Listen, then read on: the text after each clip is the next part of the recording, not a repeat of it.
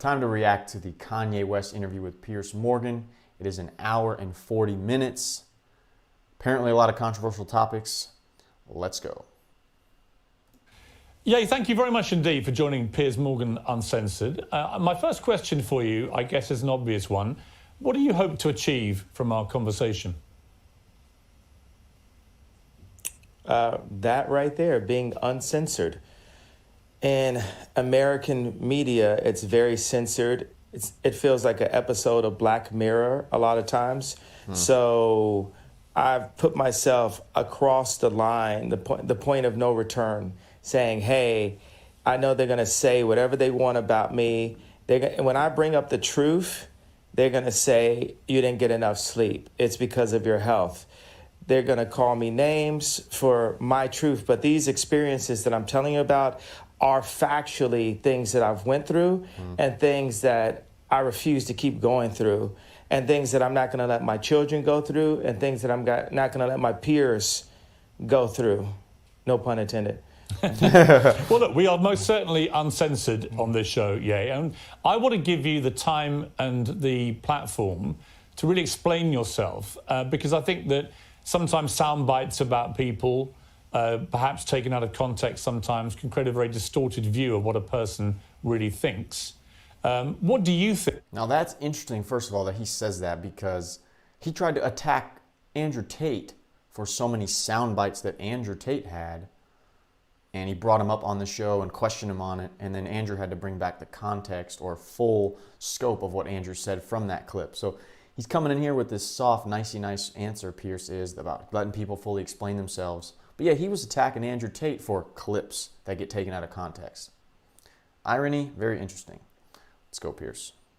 Looking back, a very distorted view of about people, to really explain yourself. I want to give you the time and the platform to really explain yourself, because I think that sometimes sound bites about people, perhaps taken out of context sometimes, can create a very distorted view of what a person really thinks. What do you think, looking back over the last few weeks in particular, what do you think have been the biggest misconceptions about you? Well, I think there's a left agenda to silence anyone that goes against the agenda. Facts. Let's go back to Facts. Trump running for office back in 2015. Yep. Everyone that was around me in my industry, in the entertainment industry, told me that my life would be over. I would be on the wrong side of history. I've even had threats to my life for wearing the Trump hat. And it even ended up in, destroying my family and also making it where I have to raise my children differently, because I actually am a person that's classified as Black. I classify myself as Jew, but a person that's classified that had been given that title in America as Black in America, that I'm supposed to stay in a block of a vote. You never heard the term white vote. So why is there a term Black vote? How is that okay? It sounds just as racist as a Black drinking fountain. And my dad, called me and said, it's true. The thing that the left he caught so fear much crap about Ye or makes me the most dangerous is I'm rich. And that's the point. Tupac told me back in the days, you had to get your money right and then you go to war. So I'm going to war. I don't have endless resources. I only have maybe, honestly, only maybe $120 million in my account. But what I'm not going to let happen is I'm not going to let my kids take over Yeezy someday and have a boardroom telling them what to do. By the way, Chase Bank, I believe, just told Kanye he has till the end of November to get his money out of their bank because they're banning him from their bank. Whatever that $120 million he has in different accounts. But that's ridiculous. I mean, oh my God. You can't speak your mind and not have consequences. and talking behind their back. I'm not going to let that happen to my children. So I have to fight only right now. 120 million. And the other powerful icons in black music, when they were at the top of the game, they didn't fight at that point. They were too afraid of losing whatever they had. So by the time they wanted to make a difference, by the time Bill Cosby wanted to buy NBC, he didn't have the Cosby Show at that time to be able to stand up when they wanted to literally throw him in jail, where they actually did throw him in jail. So people have to understand just the bravery. There's so many people everywhere. I know everyone can relate to being afraid to say what you're gonna feel because you feel like you're gonna lose something. So whether you agree with me or not, true, I believe people are going to feel the fact that someone is brave enough to say something. Yeah, because I don't know about you guys, but I have that where if I want to say something that's more conservative and not so liberal, it's like you feel timid to say it, because I know while I'm traveling Europe right now, I've said things in hostels and had these super liberal young people like freak out and get so offended and then want to question me. But when they say outlandish crap, it's no problem. It's okay. It's because it's accepted. It's nice and cool. So seeing Kanye, even when he gets a little wild, say what he wants to say, it is inspiring. Every day I do 5 things that people have been historically killed for. Every day. And it's just, I want to prove, first of all, I am Jew also. The 12 lost tribes of Hebrew. Do the math. Do your research on it. We have got our culture ripped from us and then told we were just simply void of color, which is another definition for black. But if we knew we were a culture and knew we were a people the way the Jewish people know, then we wouldn't abort ourselves. We wouldn't shoot each other dead in the streets and then rap about it. We wouldn't brag about, having sex with each other's wives. We would keep our families together and we would do business together. The most dangerous place for a black person in America is actually in our mother's stomachs, because 50% of black deaths a year in America is abortion currently. I mean, I can keep going, but I want to make it, hey, boom, ask me questions, let's go. I don't want to jump in too much, because here's what I honestly think. I think you have an extraordinary mind. Gave him a lot of time to talk. You have a number of extraordinary talents. You're a musical genius. You're a fascinating public figure. What has been interesting to me is to watch the furore which has erupted in the last few weeks over a series of statements that you've made, which have caused, as you know, a lot of offence. And I guess before I get into them, I'm just curious as to whether you think there is a line for free speech. I completely agree with you that there is a war against free speech, that people are treading on eggshells all the time, terrified of expressing honestly held opinions in case they get cancelled. I think we're living in a really insidious era where liberals are behaving like fascists. God. So on that, you have absolutely my agreement. But my question for you is, do you believe there are limits to free speech? And if they are, what are they? There are no limits to free speech. It's all content. Good question. There are no limits to free speech. It's all context, right? Tarantino can write a movie about slavery where actually him and Jamie, they got the idea from me, because the idea for Django, I pitched to Jamie Foxx and Quentin Tarantino as the video for Gold Digger. And then Tarantino turned it into a film. But in that film, he puts a context, he creates a context where Leonardo DiCaprio is allowed to use the word multiple times within that context. So Hollywood's job is to frame things, and they allow what context, what content is accepted and what's not. True. We have our thoughts. Everyone has thoughts and ideas, and then people try to manipulate your thoughts and ideas. In order for humanity to move forward, we have to be free to think and then to actualize. I like the word actualize better than execute. If you think about execute's a negative word, actualize would be more positive, except for the fact that it has the word act in it, and everyone's an actor, especially in Hollywood.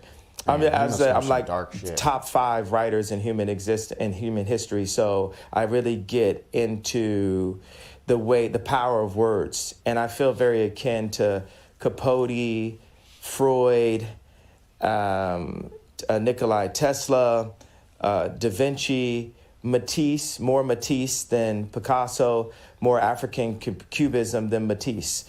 So I just do that. I throw out that kind of for the liberals. Yeah, because you name all those names, and those liberals love all the artists, collegiate scholarly types. We gotta play that back. More Matisse than Picasso, more African cubism than Matisse. So I just do that. I throw out that kind of for the liberals. And that's the funny thing. It's like liberals. Let me hold you up on that. Me. On Matisse, when you say you're more Matisse than Picasso, as somebody who's a fan of Matisse and Picasso, actually, I spent a lot of time in Saint-Tropez where they all used to paint together. Saint-Tropez. Why do you say Matisse? What is it about Matisse that you feel an affinity with? I feel like Drake is more Picasso and Ye is more Matisse. When we talked about Drake is Picasso, Ye is when me and Drake went to do the show last year for prison reform and to bring awareness to the incarceration of Larry Hoover, I sent him articles about the relationship of Matisse and Picasso and the need for these people. You need to have that. I need to go into the bar. It's interesting how much he's not looking at the camera. I said this in the little reaction video I did to his viral clip with Piers, but he's not looking at the camera. Like, is he just being thoughtful? It's just interesting to observe how he's not looking at the camera and why. Go to Starbucks. That's a form of a modern day bar, right? And just hear Drake's song playing back to back. Facts. And Drake's Drake everywhere. needs to go into that same Starbucks just in a different city and see people wearing Yeezys. And it puts us both back into the studio. And, God sets up these almost similar characters, these doppelgangers. It makes me really realize God has a sense of humor. Like, why is John Galliano and Mark Jacobs the exact same human being, just placed in a different place? Or why does God have it where Bernard Arnault cannot purchase Gucci, not even through the Chinese market?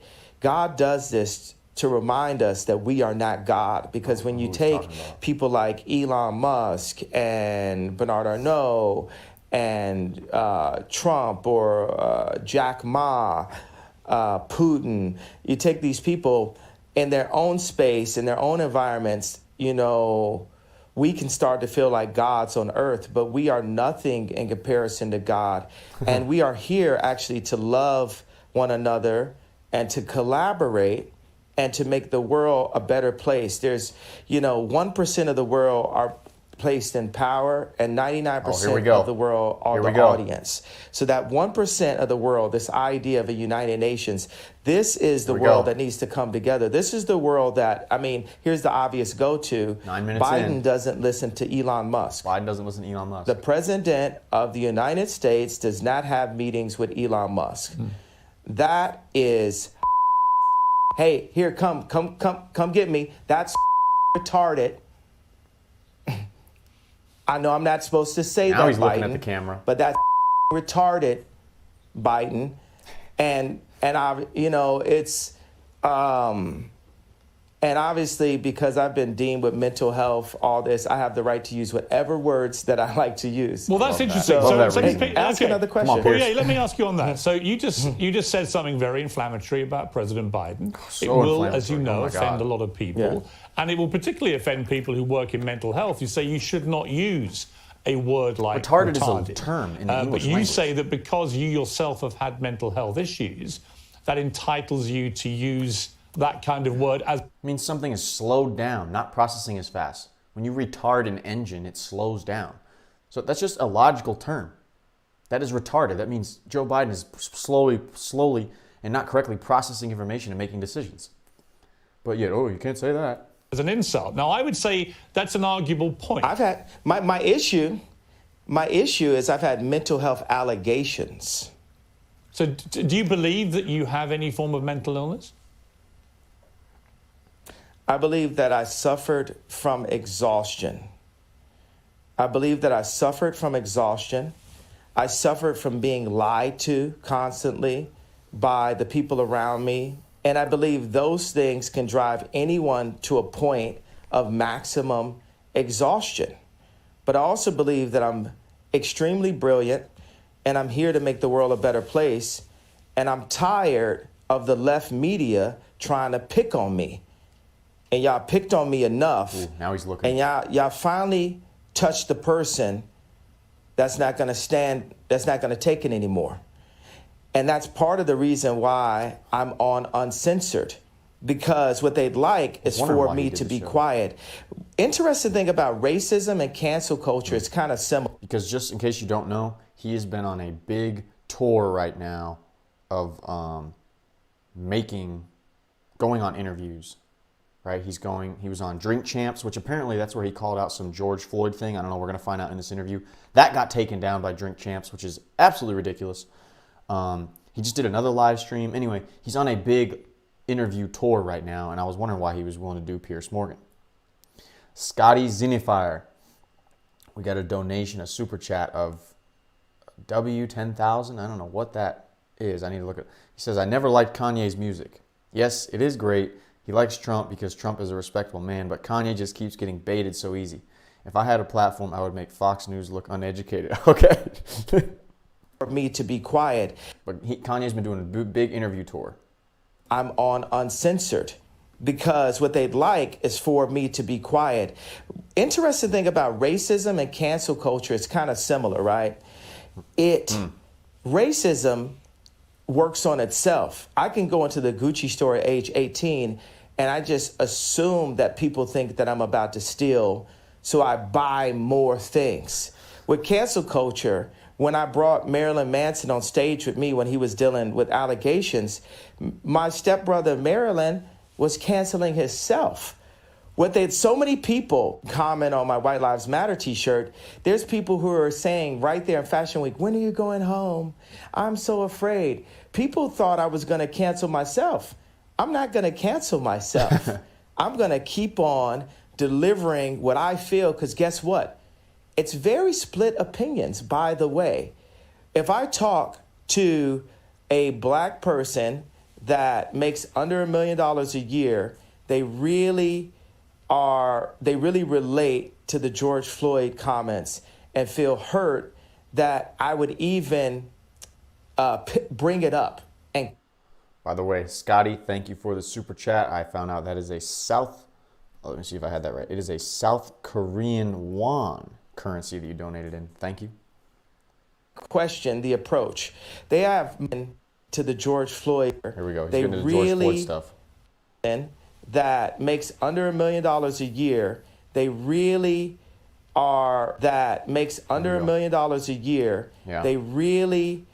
relate to the George Floyd comments and feel hurt that I would even bring it up and question the approach. They have multiple documentaries on the death of JFK, but we're just supposed to believe this one media outlet version that preyed on our trauma and our pain. And then if I talk to rich black people or white people, Jew or Catholic or atheist, they're really into the Jewish media comment because it affects their business interests. So he's going to talk about, he got deleted and banned from Twitter for, they called it an anti-Semitic tweet. He said DEFCON 3 to Jewish people, I think. He's going to talk about it here, but I also don't know what he said about George Floyd. I know it was in the Drink Champs interview. If any of you guys know what he said about George Floyd, which is one of the reasons Drink Champs, a super popular podcast, decided to take down the interview with Kanye West off their YouTube channel. If you know what he said, let me know. Hopefully Piers gets to it. But now he's about to get to probably his Twitter ban and his Jewish comments. Okay, well, look, and it was really interesting. Let me just pick you up on the two things you've mentioned. The first one is what you said about George Floyd. And the reality of that, it's not a media interpretation of how he died, because the Hennepin County Chief Medical Examiner concluded that Floyd died from cardiopulmonary arrest. His heart stopped, complicated by the way the police restrained him and compressed his neck. Now, he also said there were other contributing conditions. Wait. Well, hang on, let me finish. There were other contributing conditions, narrowed arteries, high blood pressure, and fentanyl intoxication. Fentanyl, okay. But although Thank these you. were significant Syndrome conditions, he said, and things that played a role in the death, they didn't directly cause the death. The cause of death was what that policeman did with his knee to George Floyd. Person? Well, why would a coroner lie? What makes you believe that? Why would a coroner lie? Because First of all, wwhy would a coroner lie? We don't know that. It's testing their integrity, but there's so many behind the scenes money deals, power things. What is that called? Where you bribe somebody because you have dirt on them. Anybody can say anything, especially with a certain amount of money or when they're facing a certain danger. So, but we don't know if that's the case. Let's see. Because he could get paid to lie. Yeah, because Exactly. That's exactly what I just said. Like, Kanye knows what's up. Was what that policeman did with his knee to George that Floyd. Person? Well, why would a coroner lie? What makes you believe that? Why would a coroner lie? Because he could get paid to lie. Yeah, because he could get paid to lie. Because yeah, he's I talking watched in the it. I press. watched it for the 8 minutes. majority of the press. Right, but I watched it for 8 minutes. Now tell me this: have you seen the Candace Owens BLM documentary? That's it. Whoa, they just edited real quick. That's a sharp edit. I wonder what Piers said, what Kanye said, if Kanye said something that made Piers not look the best. Because that was a hard edit right there. Cut. Watch this. But yeah, I watched it. I watched it for 8 minutes. The majority of the press. Right, but I watched it for 8 minutes. Now tell me this. And then all of a sudden it cuts to Kanye West. I mean, I'm not saying the coroner lied, but there is a real possibility that things like that happen. And Kanye West knows that and the fact that he's willing to say this on a huge platform, I mean, this man, that's amazing. Not saying it's right, but just because he's willing to bring things up as possibilities, that takes some balls. You seen the Candace Owens BLM documentary? I have watched some of that I need to watch documentary. But here's this. what I would say to you. When you watch that video of George Floyd... No, it's not a but. It's not. Well, I haven't watched the whole thing. I need you to watch. I know. Okay, I know what you said about... I know Candace. I'm going to finish. La, la, It's all right. la. You don't Okay, have you to know do what that. means. It's fine. I know what it means. La, la, la means be quiet and let me finish. Right, but you didn't answer my question. So with the BLM... No, I wasn't finished. You're pressing agenda. You haven't seen the I whole ain't done thing. yet, bro. I just read you what the coroner said. So we can have 20 different perspectives on how JFK died, but us as black people, not only can we only vote one way, we're not allowed to have any other perspectives, and that the area for George Floyd, where he passed, the murder rate is up 50%, and nothing, this is so-called movement, but it didn't move blacks anywhere. Right, now listen. So as a black person. I will say there are with legitimate that. questions about the Black Lives Matter movement, no question. I don't know what BLM but on really the did specific point positively. about how George Floyd died, Other than make a ton of money for themselves. I got to watch that documentary. If you guys have seen it, let me know. Matter movement, no question. But on the specific point about how George Floyd died, I don't think it's in question about what actually killed him. It was that police officer with his knee on his neck. Well, it isn't question. It isn't question. I'm questioning. Well, you can as question a black it, but person what you're who has questioning had is a friends- coroner report. Do you have friends that were killed by police officers? Do you have friends that were locked up? Do you have friends? Do you have people aborting half your race? No. So I am the black person with the black experience that's worth $11 billion and is the most influential person on the planet. And I am questioning it. Okay. I have a right to question it. Absolutely. You can't tell me with your accent that me as an American, Jew, black person, that I cannot question that death and question the means behind that was put on camera. I'm not saying you to can't traumatize. I'm not finished. La la la la means let me finish. Okay. I'm not finished talking. So I cannot. See, putting because Piers you in his distract place. my thoughts and then you try to make me look like a crazy person and you feel you have the right to cut me off. And I've proven you guys don't want it with me. This is like Terminator 20. You've never seen this before. Okay. You've never seen this before. So I want Probably no not. one to play with me. I have the right to question because that videotape was used to traumatize my people and force us into the Democratic vote. Hey, George Soros, you're a real competitor. I respect you. I'm worth more money than you, and I have more influence than you, and have, Piers Morgan from a different country saying, well, I'm not going to do an English accent because Come on, do the that accent. would be racist. So true. I'm funny, by the way. That's fine. I know you can do that. As I said to you, the show is uncensored, Ye. You can say what the hell you like, right? But that doesn't mean I can't pick you up on a few things, right? You accept that. So 716 Misfit says, if you want to know who your rulers are, just look to the people you can't question. I think that has a lot of logic to it. And a lot of these rulers in the world, it seems like they don't want you to question certain things and put fear tactics into you, just when it comes to even social media. But Kanye's out here questioning stuff. I mean, he just called out George Soros. If you don't know who George Soros is, he is a huge fundraiser and money mover behind the scenes within the Democratic Party and the liberal agenda. George Soros had a lot of funding behind the migration caravan that came from South America up to the United States to pressure the border at Mexico to let people in. I'm pretty sure he has money behind Black Lives Matter because he's in so many other things. But that he just called out George Soros on Piers Morgan. That takes some balls. The show is uncensored, Ye. You can say what the hell you like, right? But that doesn't mean I can't pick you up on a few things, right? You accept that. What? I accept that, but you tried to say it is unquestionable because this one Dr. Fauci said this. Ooh, he's calling out Fauci It wasn't now. Dr. Fauci, but I'm just giving an example where we hear from even Google. Like, people feel like, if you Google it, it's factual. There's so much non-factual information about me on Google, but then I still believe Google. And people pay to get certain information to the top of Google.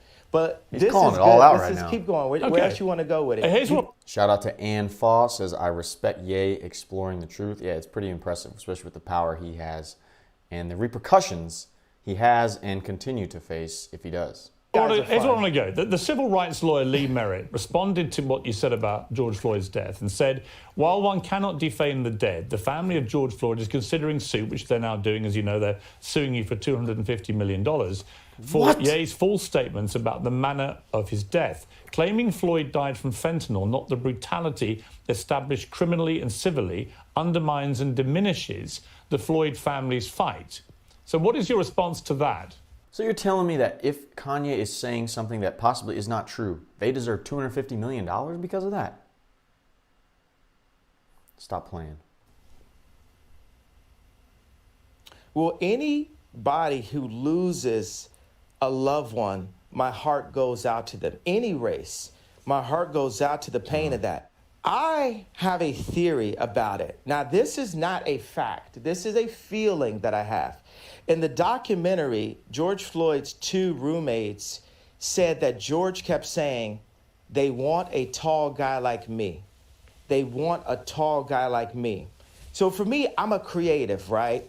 I can make a dinosaur out of a femur, right? So Is this in the Candace Owens if I'm documentary? making a dinosaur out of a femur and I'm looking at a documentary that says George Floyd was telling his two roommates they want a tall guy like me, and on the day of his death, he prayed for 8 minutes. They said he prayed longer than he ever prayed. What do you think, me as a creative mind, the beautiful mind, right, the sensitive mind, what do you think I feel could have happened in that situation? All right, well, honestly, if I'm being honest with you, I would say that because of your brilliant, beautiful, creative mind, as you put it, and I don't dispute that at all, you've got an extraordinary mind. And I can see that in the way that you conduct interviews. You go off on very long tangents, but they're sort of fascinating. I find it fascinating to listen to you. I'm not saying you don't have a right to question. Sort of, quite. Yeah. These are like Capote level fascinating tangents. No, they're not. They're not. I'm just saying it's the way you conduct yourself, and I think that's very interesting. What do you mean? It's or not? Why is it? Oh, it's not Capote level. Actually, I think you Capote level. If you would, sort of. If you would like me to compare you to Truman Capote, I'm happy to do that. Yeah. If you want to be known as the new Capote, I'm with you. Okay. I'm not going to question your talent. Your talent to me is completely unquestionable. right? When you question answer the here's my question point. about the femur to the dinosaur. No, I'm going to ask you a different question. Situation. I'm just going to ask you this. You're not. You're gonna. No, I didn't finish my question. Well, hang on. You can't tell me. Answer my question. You can't first. tell me what questions to ask you. You accept that I'm the interviewer. To answer my question. No, I said answer my question. No, I'm interviewing you too. Well, you can't interview me. It's my interview. You're Bono. I'm interviewing you too. Oh my God. See, that's the way we rap. Let me know if you guys can hear everything right. Me and the mic and the, or you want me to turn it up, down? Let me know. Let me just let me just put this to you. So no. Hang on. You're trying to avoid no. La to put quite a phrase. You're interrupting me now. I'm gonna get back to it. All right, you can, but let me ask you. Because you haven't answered my question. Here's my question for you, which you haven't answered. No, I'm not. Answer my question with a question. Yeah. I'm not answering anything to you. I'm going back to my original question in a way, which is simply this. I'm not saying you don't have a right to question how George Floyd died, but given the world watched that horrifying video of that policeman's knee on his neck, and given that is what the coroner said caused his death, albeit he had other underlying conditions, including fentanyl intoxication, when the family see someone like you, who's hugely influential, you're known around the world, questioning how their loved one died, they find that very hurtful, which is why they're now suing you for it. And my question for you is, do you understand the pain that sometimes your comments can cause, like this circumstance with George Floyd's family? Now, I'm going to ask you a question again. With my imagination, when you see in the documentary that George Floyd's two roommates said they want a tall guy like me, they want a tall guy like me, and that he prayed extra long on the day of his passing, where do you think that takes my beautiful mind? I think it can take you to a place where you want to believe something which may not be true. Either. I'm not saying it's not. I'm just saying all the evidence points. I'm giving you an honest answer. My honest answer is I think that that wasn't honest. That was a political my honest belief is that. What do you guys do? People in the newsroom, what are they doing? They're like cringing right now. They're like, whoa. No. We never experienced this before.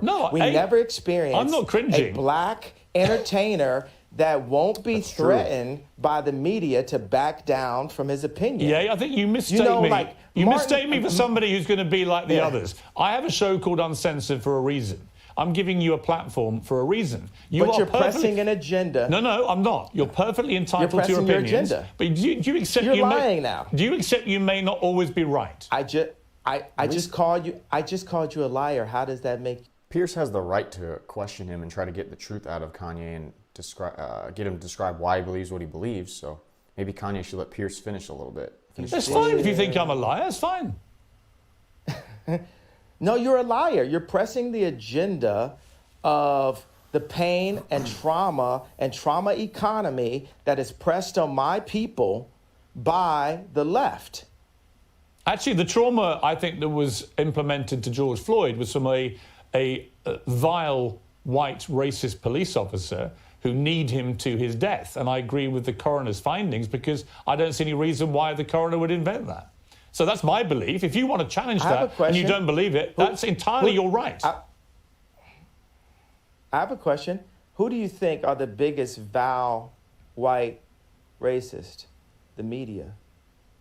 You think the media is racist? What? Please, next question. Please don't ask me any retarded questions. Okay, let me go to the next furore, which has been around you in the last couple of weeks, which is your attacks. Is that British for theory? Is that British for theory? I love how he's just keeping it real, bro. Is that British for theory? You actually have quite a good British accent. It's pretty nice. That's quite good. It's not bad. Let me ask you, if I can, about the allegations that you have made We need a Kanye West British rap song, right? That would be hilarious. Oh yeah, I'm Kanye West. You know, I'm the best. I'm better than the rest. Yeah. Semitic comments, and in particular, when you said on Instagram, "I'm a bit sleepy tonight, but when I wake up, I'm going DEFCON 3 on Jewish people." Now, many people who are Jewish found that deeply offensive. They wanted to know, what did you mean by going DEFCON 3 on Jewish people? Because DEFCON 3, as you know, is a heightened state of awareness for military action. So what did you mean by that? Here's your chance to clarify what you meant by DEFCON 3 on Jewish people.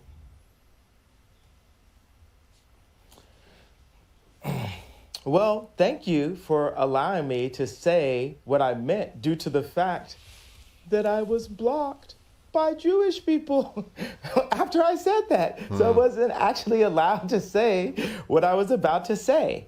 But what I was going to say is I was going to talk about all of the contracts, all of the misdealings that I dealt with as an entertainer. Being that I'm an entertainer, I've been wronged so many times by Jewish businessmen. And the reason why I say people, if a black man is caught in the car with drugs or a gun, and there's 3 other black guys in the car with him, guess what? They're all going to jail. So the reason why I say people is I want those businessmen's wives and fathers, mothers, grandmothers, and kids to ask them, why is Ye so mad at us? Because they're taking money out of my children's mouths and putting it into their children's mouths. I'll give you this parallel and this analogy. If you take, I just talked to... just so you know, it looks like they just cut something out after that hard cut. Let's go back to this. My children's mouths and putting it into their children's mouths. I'll give you this parallel. Yeah, they definitely cut. Now, it could have been bad, good, it just didn't make sense, or it was something too controversial. I don't know, but they definitely cut something out. Us. Because they're taking money out of my children's mouths and putting it into their children's mouths. I'll give you this parallel and this analogy. If you take, I just talked to Irina Shayk, right? And if you look at a picture of her at age 14, this person is beautiful, like one of the most beautiful people that God has ever created, right? And if any man did her wrong at a young age, she would get to the point where maybe she would actually hate men. You've heard that terminology, right? So I'm at a point where I'm frustrated. I have the right to my anger, and I'm saying that people need to fix it. I'm not going to fix what I feel until what I'm feeling is fixed. Okay, can I respond? You're not just going to shut me up and say... No, I'm not going to shut you up. Can I respond to what you just said?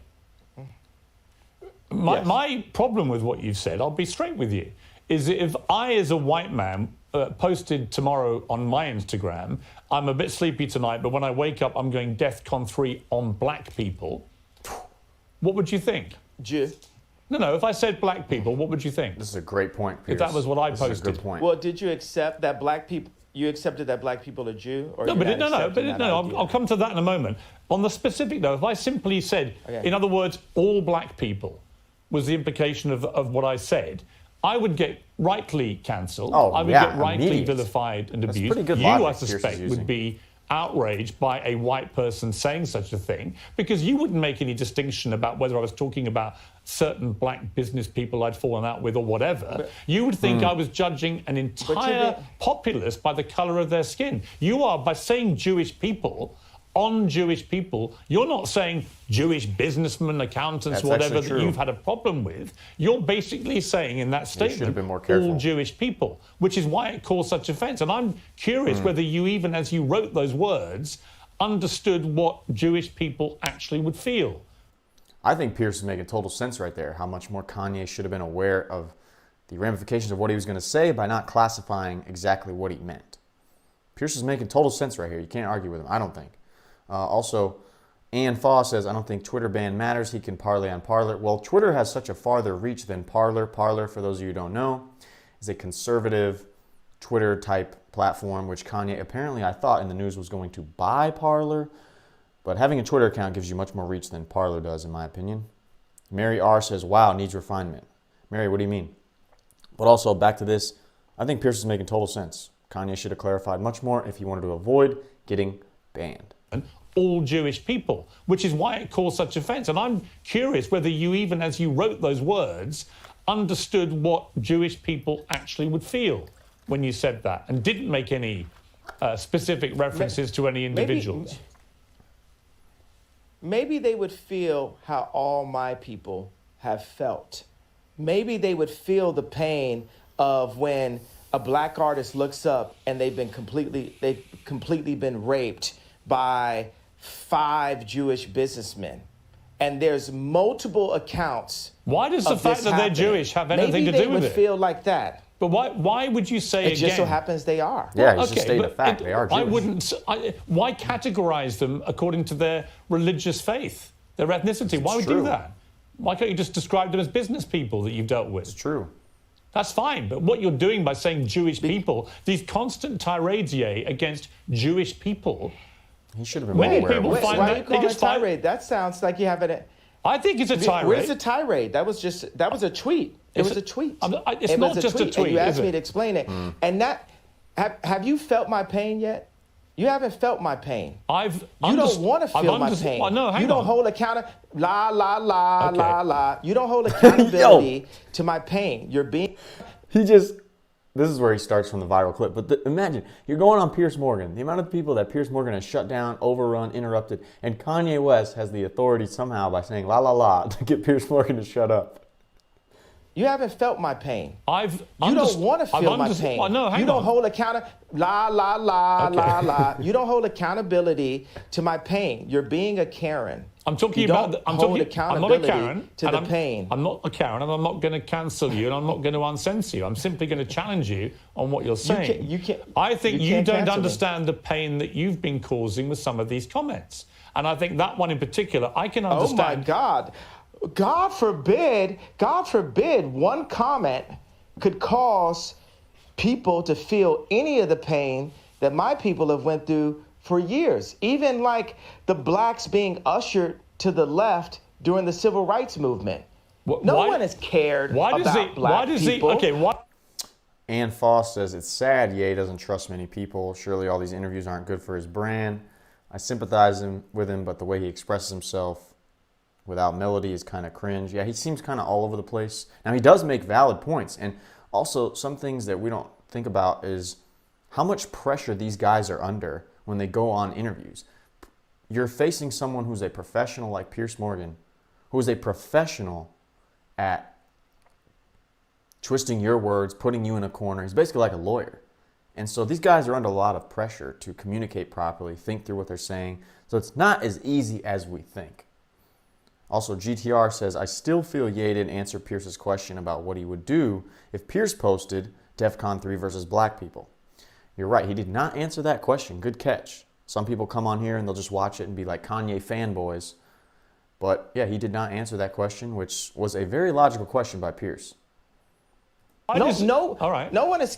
Let me say, I agree that the racism against black people has been utterly deplorable, shameful, unacceptable. And thank God the world is beginning to move to a better place about the way it has treated black people like you. However, one form of racism doesn't justify... it's almost in a better place. Well, one form of racism doesn't justify another. It's not a better place. I'm not cutting you off. I'm finishing my sentence so you can respond. Yeah. One form of racism... Kanye's got to let him finish right there. Justify another. It's not a better place. I'm not cutting you off. I'm finishing my sentence so you can respond. One form of racism... One form of racism... It is racism when you say I'm going DEFCON for Jewish people. That's racism. No, it's not. It is. I thought you had a platform where I could explain how I felt. You don't care about how I feel. You just want to shut me up. You don't want me to say out loud what my people have been going through. I do. Or do you? I do. I'm very happy to do that. So what have my people have been going through? What led me to that point?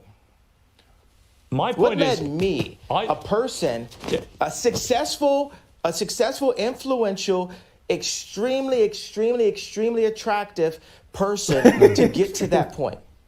I am not doubting for a moment that you will feel genuine pain about the racism against you and other black people in America. Not for one second would I deny that. Racism by who? Well, by anybody. I think any form of racism is wrong. Any form of racism is wrong. I didn't say DEFCON on anybody though. You said DEFCON 3 on Jewish people. specifically Jewish people. You didn't say any particular Jewish person. You said basically all of them. That is racism, Ye. And I think if you were honest with yourself, given the fallout from this, you would think again about how you phrased that sentence. Because actually, you didn't mean all Jewish people, did you? Do you think that he should, one, Twitter should at least given him a warning instead of just straight banning him? But also, they want this whole sensitive area and culture where you can't even have, let's say, racism, any inkling of racism, and you're banned. Now, what do you guys think about that? I don't think that should be the case. I think it should be maybe a few warnings or just let shit be. It's free speech, man. Again about how you phrase that sentence. To a degree. Like when it gets ridiculous, yes, it should not be allowed because it creates too bad of an atmosphere, but he should at least just got a warning, I think. Because actually, you didn't mean all Jewish people. Given the fallout, do you care about the hurt you caused Jewish people? What fallout? Well, you were removed from social media. Wait a second, you're not allowing me to talk, Chris. You're not allowing me to talk, Chris. Chris. Oh, I thought it was the same person. He's American. I'm British.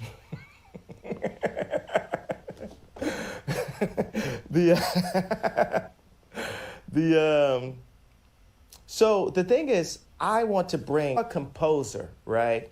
And this is a symphony. Our life is a symphony. We have so many beautiful ideas, but I feel the anti-Semite has been a wall, a cloak that allows Jewish businessmen, boom, I'll only be the police officer that says, hey, this guy with the gun is the only person going to jail. I'll be the first person that does that in history, right? So look, no one else in this car riding with the guy with the gun and the drugs is going to jail. Are you happy? I'll play by rules that are not played by from my people, just for the sake of this conversation. I don't want you playing by any. So I don't want you playing by any. That makes you happy, right? I don't want you to say things just to make me happy. That's what colonizers do. Is give us rules. I'm not trying to colonize you. That's what colonizers do. Is give us rules. I'm not trying to colonize you. I'm not trying to censor you. All I'm saying to you is, when you use a phrase, like I'm going DEFCON 3 on Jewish people. Did you hear what I just said, though? Yes, I did. We're past that. We're past that in a conversation. Well, hang on. We're not past it. Did you hear what I just said? We're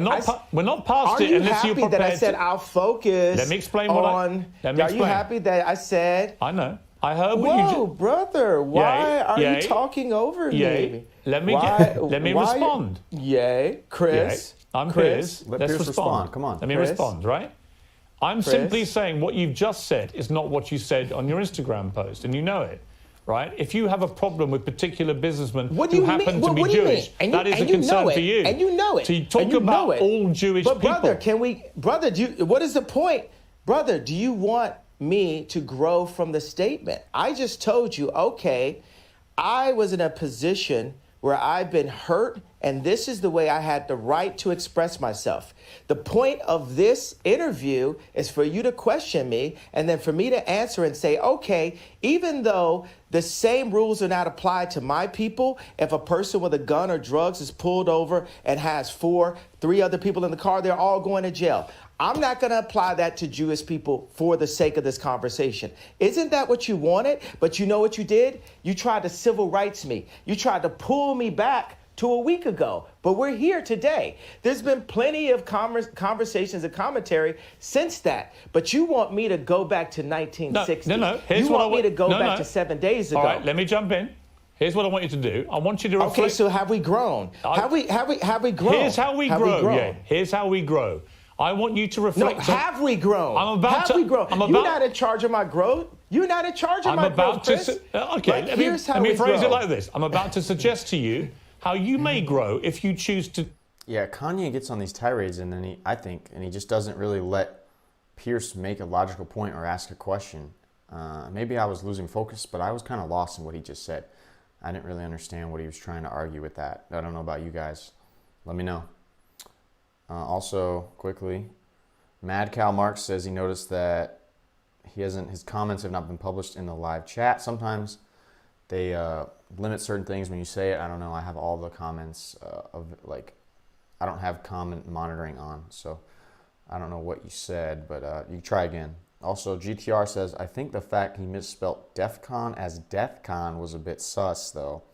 I think maybe that's why the ban. Could make sense, but I still at least just a warning, you know, not a ban. This way. And you can ignore me. You can ignore me. Piers, how much money are you worth? Not as much as you, sadly. Exactly. So take my advice. Maybe you'll get richer. I would love to take your business advice. Why would I listen to you? Well, why do you hear what my advice is and then work out if I'm wrong? Can we do that deal? You haven't given me any. I do. That was funny. That was funny. But it's a bad argument. I mean, just because someone has more money than you doesn't mean they know everything. Life is multifaceted. I would love to take your business advice. Why would I listen to you? Well, why do you? Let's listen to it again. Sadly. To grow this way. There we go. And you can ignore me. You can ignore me.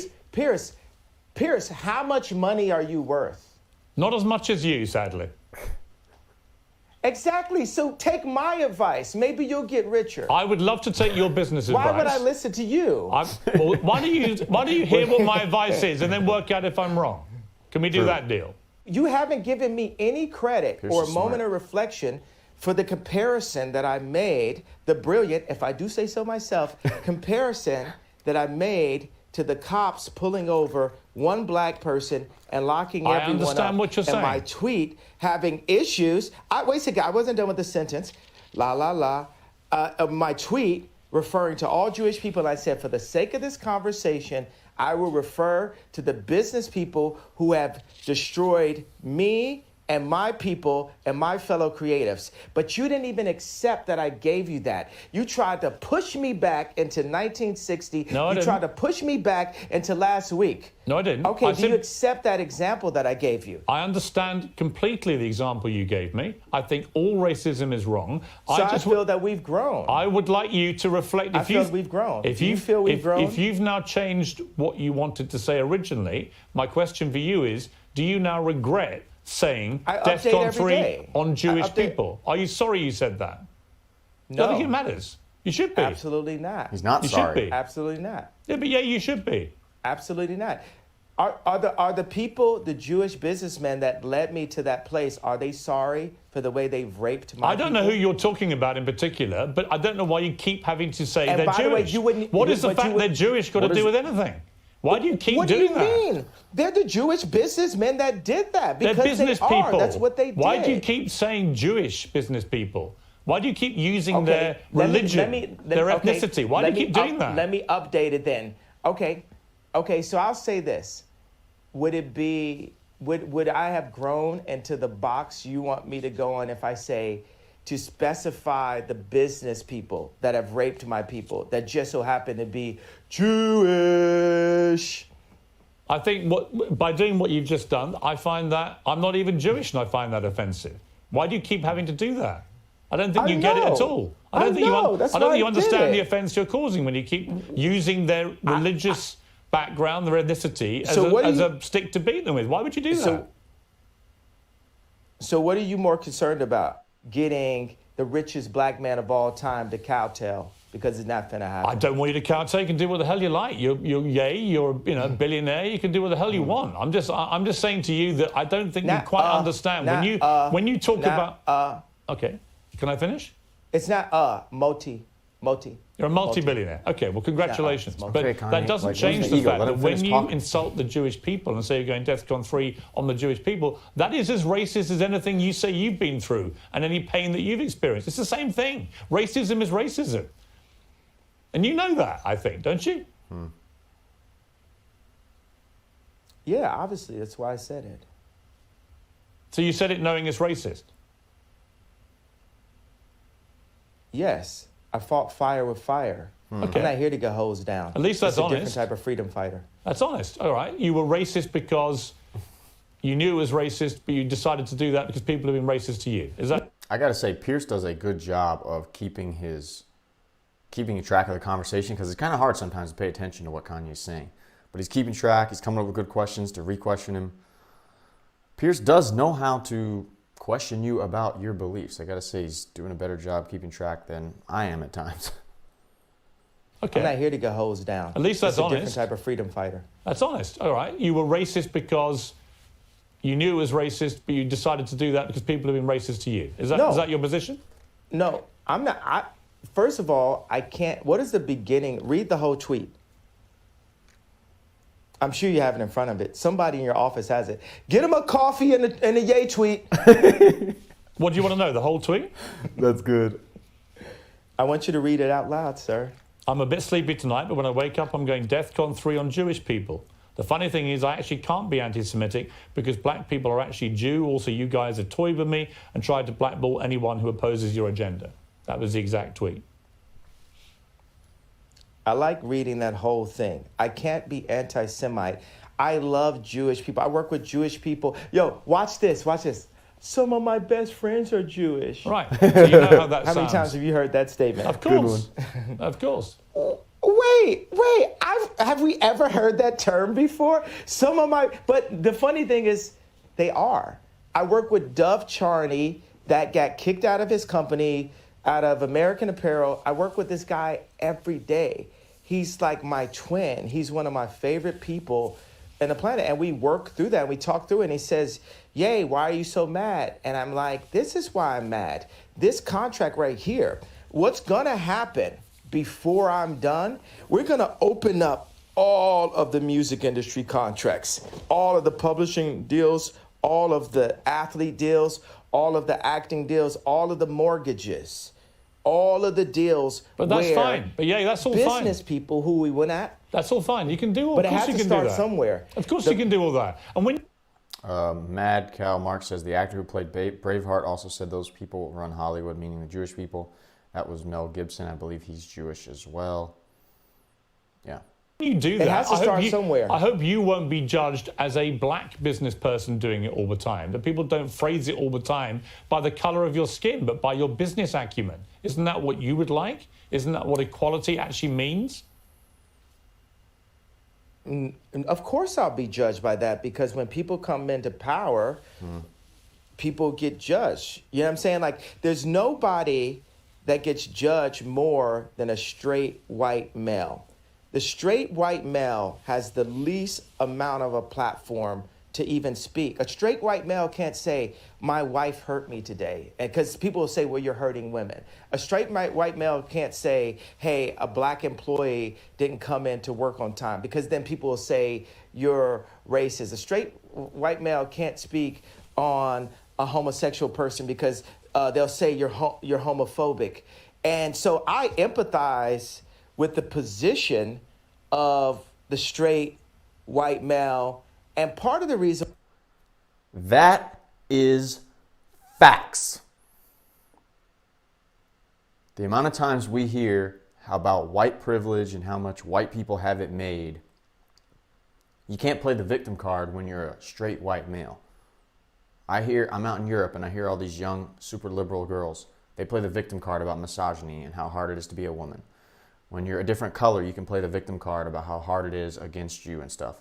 But like Kanye says, in my opinion as well, when you're straight white, you can't play the victim card about anything. Everything that happens to you is just a result of your actions, or if you couldn't get a job, or someone was mean to you, or you can't find girlfriends, your dating life isn't that good. You can't sit there and complain, and there's no victim opportunity as a straight white male. Let's listen to that again. This is straight facts, and he is saying this on a huge platform as a black man in hip-hop. This is amazing that he's willing to say this. Let's listen to that again. People come into power, people get judged. You know what I'm saying? Like, there's nobody that gets judged more than a straight white male. The straight white male has the least amount of a platform to even speak. A straight white male can't say, "My wife hurt me today," and because people will say, "Well, you're hurting women." A straight white male can't say, "Hey, a black employee didn't come in to work on time," because then people will say you're racist. A straight white male can't speak on a homosexual person because they'll say you're homophobic. And so I empathize with the position of the straight white male. And part of the reason why I empathize with that position is because I know that I'm headed to that position. And what position that is? That is top power position. Okay. That's the top power position. That was facts. Let me know what you guys think. Where you get all the rocks thrown. And Okay. that's the thing. I have friends, right, that will like, actually that's the reason why I'm going to be a good leader someday, because I'm really empathetic. But I call black people out on their stuff. I call white people out on their stuff, because we're all people. We're actually only one species. And in order to, whether it's my friends texting me like, bro, you got to get in the gym. You're looking chubby in the photo. It's like we have to hold each other accountable to what's actually happening. And it's so much is based on you did that tweet wrong. So what I will say is, I feel that my words demand more sensitivity for the frequency that I'm operating at, and and the amount of people that I'm communicating to. And I take that responsibility right now. But I will also say everything happens for a reason, because if it had been perfectly worded in English, and because there's nothing whiter than English itself, right? I'm already not speaking in my mother tongue, right? So if I had perfectly worded it in the most sensitive way, then we wouldn't be here right now. Now we're opening up the conversation. Like I'm not allowed to say whether or not I'm running for office in 2024, but I'll tell you what, if the left, let's say the left would have never supported me anyway. And now I've got to call to attention, I am who you should support. The left did not allow Trump to be president.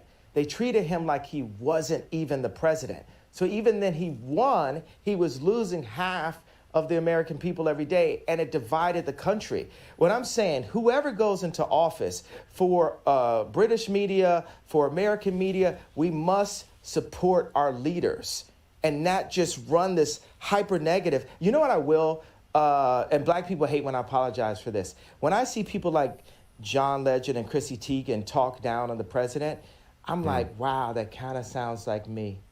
That kind of sounds like the telethon. I opened up this level of disrespect towards our leaders. And people were happy. And the left saw that and say, well, let's just have every celebrity do what Ye did at the telethon. So I take responsibility for that moment. And you know what? I just want to give every Jewish person a big hug. Also, I'm envious of the Jewish people. I'm envious of how they don't abort their children. I'm envious of how they don't shoot each other in the streets and then rap about it. I'm envious of how their families stay together. I'm envious that they turn their phones off on Friday night and the family comes together. I'm envious of how they do the business together. And I want that for the darker Jews. I want that for the black people. I want that. We need that. God said we should remove the word want, right? Okay. We're going to have... Randall14 says, notice how when Kanye showed empathy to straight white men, suddenly white men understand him, meaning me. But when he said about the disadvantage of black goes unnoticed/dismissed. But when he talked about the disadvantage of black, he goes unnoticed, dismissed as Kanye being crazy. I didn't say he was crazy. You're talking about other people? I just said he wasn't making sense sometimes. I kind of got lost in his argument. Back before. He was talking about bringing me back to 1960. We're here today. I didn't understand what he was saying. I just think the victimization of white men, we don't need the victimization stuff. Now, we don't understand what black people have been through, but I know black people that, and I hear it from black, like I work out and coach kids back home, I have. And they'll even keep it real with me. They'll be like, yeah, it ain't that bad being black. Everyone wants to, so many people want to paint it as this terrible thing, and we face with so much negativity and stuff. The strong kids that I know, black kids, they just tell me like, yeah, sometimes this happens, but a lot of times no, and you just deal with it. Or it actually gives you advantages many times, being black. So I think that's definitely overblown, and just people like being looked at as victims, I guess. But regarding Kanye, I was kind of getting lost in what he was saying. So you can let me know what you mean, Randall, but I don't really understand. Have that. Okay. And this is we need. And I want that for the darker Jews. I want that for the black people. I want that. We need that. God said we should remove the word want, right? Okay. We're going to have that. And this is the beginning of it. But it seems to me, and correct me if I'm wrong, but it seems to me that you are acknowledging, as you've just acknowledged that it was wrong to say what you said about President Bush when he said he doesn't care about black people, and that may have encouraged all this disrespect towards presidents since. I think it's an interesting point you made. It does seem to me, Ye, talking to you, that even if it's hard for you to admit this, that you do regret the wording of that tweet which caused all the problems, and you wouldn't phrase it that way again. Am I right? I would tell my dad that. My dad loved the White Lives Matter t-shirt because what audacity does a black man have to wear the exact same t-shirt that a white man could wear? You know, and my dad was a Black Panther. I mean, we have a water purification center. You know, he's like the original Steve Jobs. Right. He's the educated version wild of me. He wore that right? White Lives Matter shirt. And he liked ballsy. both of those things, but he said, you know, Ye, he even calls me Ye now. He's like, Ye, you've got to be more sophisticated with your wording. And that wording, like I said, I'm a bit sleepy. And it lacked the sophistication needed to be the true conductor that I am, because it's the conductor's job to bring people together. And that was divisive, which is not who I want to be. Right. So so I'll tell you that. So he's starting to acknowledge that that tweet was not the best idea, which is a tough balance to keep. You have to be the balance of being courageous, strong, and ballsy to say what you want to say, but also having the humility, the detailed-mindedness, and the foresight to make sure you think through what you say. So he went a little too extreme, and he's acknowledging that based on what his dad is giving him advice. 4. Black Bambi says, Kanye said a word, heart emoji. Ann Faw says, facts. In my experience, people are more willing to follow group thinking, whether a fraternity, secret society, organization, over true leadership. The Messenger 215 says the movie Trading Places as an example for this. I'm not looking. And also, let me put out right now. So it sounds like you agree with me. Do you agree with me then? I want to talk. Okay, let me. We'll see if Kanye gets to the full point of realizing what he said wasn't the best, or he should have thought it through more, but he's kind of getting there. Which is not who I want to be. Right. So so I'll tell you that. I'm not looking. And also, let me put out right now. So it sounds like you agree with me. Do you agree with me then? I want to talk. Okay, let me say that I'm just thinking right now. What's on my heart is the idea for people who do actually have severe mental health issues. You know, the word retarded. For, you know, there's parents that have children who actually are mentally ill, and that word is really offensive to those people. So why use it? And just because I was feeling it's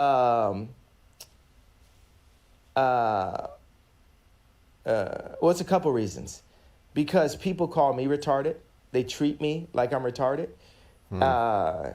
And so I embrace it. It's like you call somebody a so much, they say, I'm. You call somebody a bitch so much, they say, I'm a bitch. You call somebody a retarded so much, you say, I'm retarded. Like, I was exhausted, and I embraced the idea of having a serious mental health issue. But Noah also, but Moses was basically on speed when he was doing what he did. Let me ask you, by the way, look, out of interest. Do you guys think that he's starting to come back on things like the retarded, like his tweet?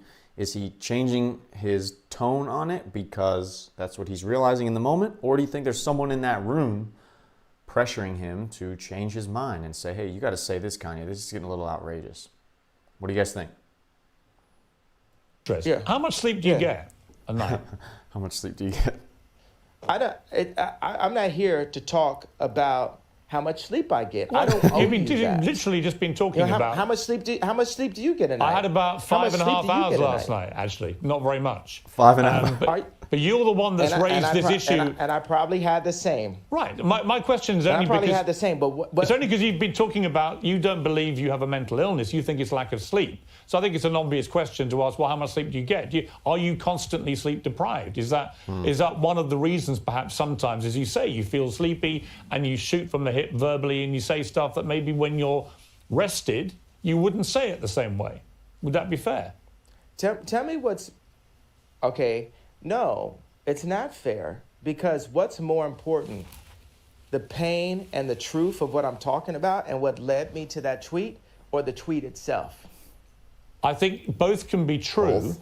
Because the problem you have is, I think you've acknowledged... You have one tweet. I think you've acknowledged that the wording of the tweet was offensive. Years. Yes, I understand, but you know the damage it caused, and I understand that was offensive. And I think that you have accepted you probably shouldn't have phrased it that way. That's true. Here we go. You, as a white person, are so stuck on the idea that what I said was offensive, which is a very caring approach. You're not sticking on the fact. You have not unpacked what happened with those contracts. I've said that, but you didn't ask me another question about it. That means there's an agenda. Absolutely not. Inside of your platform. I have repeatedly said to you that I'm sure I do not disbelieve that you've had contract business issues with various managers, accountants, and so on. My argument is that when you do it, me or other me's. I'm sure many other artists in the music business. Yeah, of course. You know why you're sure? Because you don't care to do the research because it doesn't affect you. No, it's because you said. Have you done any research? No. Yeah, let me explain to you. I'm not doubting what you're saying. You don't care. I do care. You don't care about me. You don't care about my people.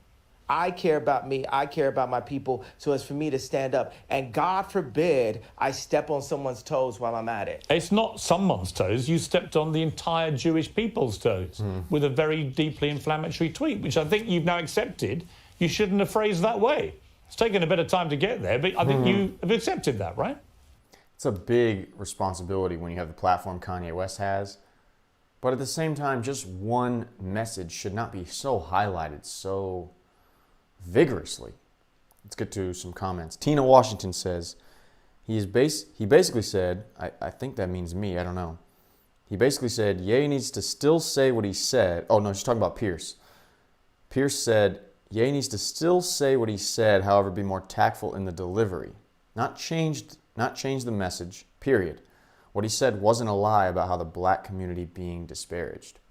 Are you talking about me or Piers Morgan? I think you're talking about Piers. Facts over feelings. GTR says, I think the message about black people being disadvantaged is constantly used. We all understand black people have been disadvantaged, but at what point is this victim card going to end? I have the exact same viewpoint, and especially when I hear it reciprocated by other black people I know, that they get irritated with how overwhelmingly victimized people's mentality become. And also to say that slavery had an impact on you and my people. Like, if your great-great-grandparents or whatever were slaves, that doesn't really affect your life right now. So what's the point of victimizing and putting yourself in this oppressive attitude when something that happens 100, 200 years ago? Now, maybe they'll say, oh, there could have been more money in our family, blah, blah, blah, blah, blah. I mean, I don't sit here and think about, oh, my great-grandparents, maybe they were broke and it like has a bad impact on me, da-da-da. Yeah, that's... All right, let's get to some more answers, comments real quick. Morning all, it's my first time seriously watching this interview. As an African-American man, in my opinion, Ye might be a billionaire, but in a lot of ways he can't relate because he's clueless to what the average person like myself deals with day to day. Now, he was an average guy trying to make it in the music industry as a young kid, so maybe he can, but now, I mean, he seems to be speaking a lot of truth, but that is true. As a billionaire, he, starts to lose touch with what everyday people go through, I'm sure. Randall says, I was speaking generally, the crazy narrative. You should try to understand what he's talking about regarding black Americans rather than dismissing it as victimization, just like Kanye took the time to understand the disadvantage of straight white. That is true. Yeah, I try to. It just gets overly blown.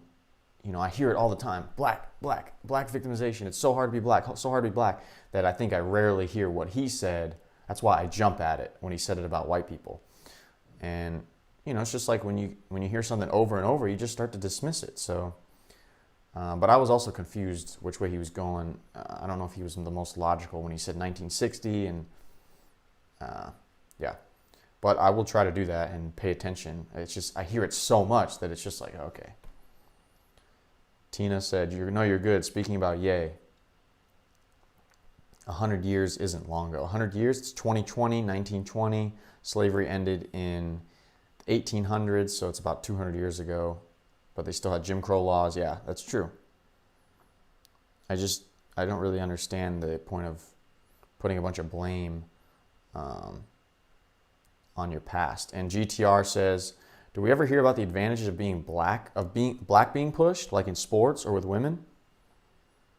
That's so true. Like, I know, yeah, I used to work for a huge YouTuber, actually, and be his videographer and editor and stuff before he became huge. His name is The Officer Tatum on YouTube. I knew him very well, and he used to always say this. Yeah, he had a big channel, got to a couple 100,000 subscribers, then I worked for him. Really helped him get bigger on Instagram. That's a whole other story for another day. But he used to say that all the time to me. Tina Washington says, I agree. As people, we must move forward. However, if black Americans are still being misused and abused in various ways, it is hard to get over. That is true. Like, I hear about police stuff through some of the kids I used to coach. They would tell me about that. But there is also a lot of advantages that I think get thrown out because people like to victimize things. All right. Sorry that was so long. Let's get back. Deeply inflammatory tweet, which I think you've now accepted. You shouldn't have phrased that way. It's taken a bit of time to get there, but I think you have accepted that, right? Have you accepted that you've put no effort into understanding how I got there? I don't think, honestly, 10 years from now, honestly, I don't think there is any... You're going to apologize to me about this interview. I'm not. You're going to apologize to me about this interview within the next 10 years. No, I'm not, because here's the thing. Mark my words. I don't doubt you've had... It's very one-sided. No, it's not. It's very white-sided. Oh, come it's on, very one-sided. It's very like... It's not white-sided. I'm not doubting you've had business issues. I'm saying the way to respond to that is not to go public to millions of people and say you're going DEFCON 3 on Jewish people. Millions of people. Right. Millions of people have had DEFCON 3 on their contracts. Right. You didn't say that. You didn't say that. And said, millions of people, well, I opened it up. Now, I didn't, but now I'm saying it now. Okay, so now what I think you should say, I think you should say to the Jewish people, I'm sorry for the offensive language I used in that tweet. I wouldn't do that again. This is what I really meant. I think people would respect you if you said that. I don't know why you can't just say that. CC007 says, yes, thank you. Once upon a time, he was a struggling artist, but now that he's hit that status, he doesn't get it on a lot of things. That is healthy. This is healthy conversation on here. I'm loving this. Thank you for watching and for engaging in the chat. I really do enjoy doing this. It's my first one, so thank you. The Messenger 215. Blacks, I guess they have the advantage in sports ownership. Is that like a sarcastic comment because there's not a lot of black owners in sports? I don't know. All right. Yeah, but Piers keeps pressing him on this apology.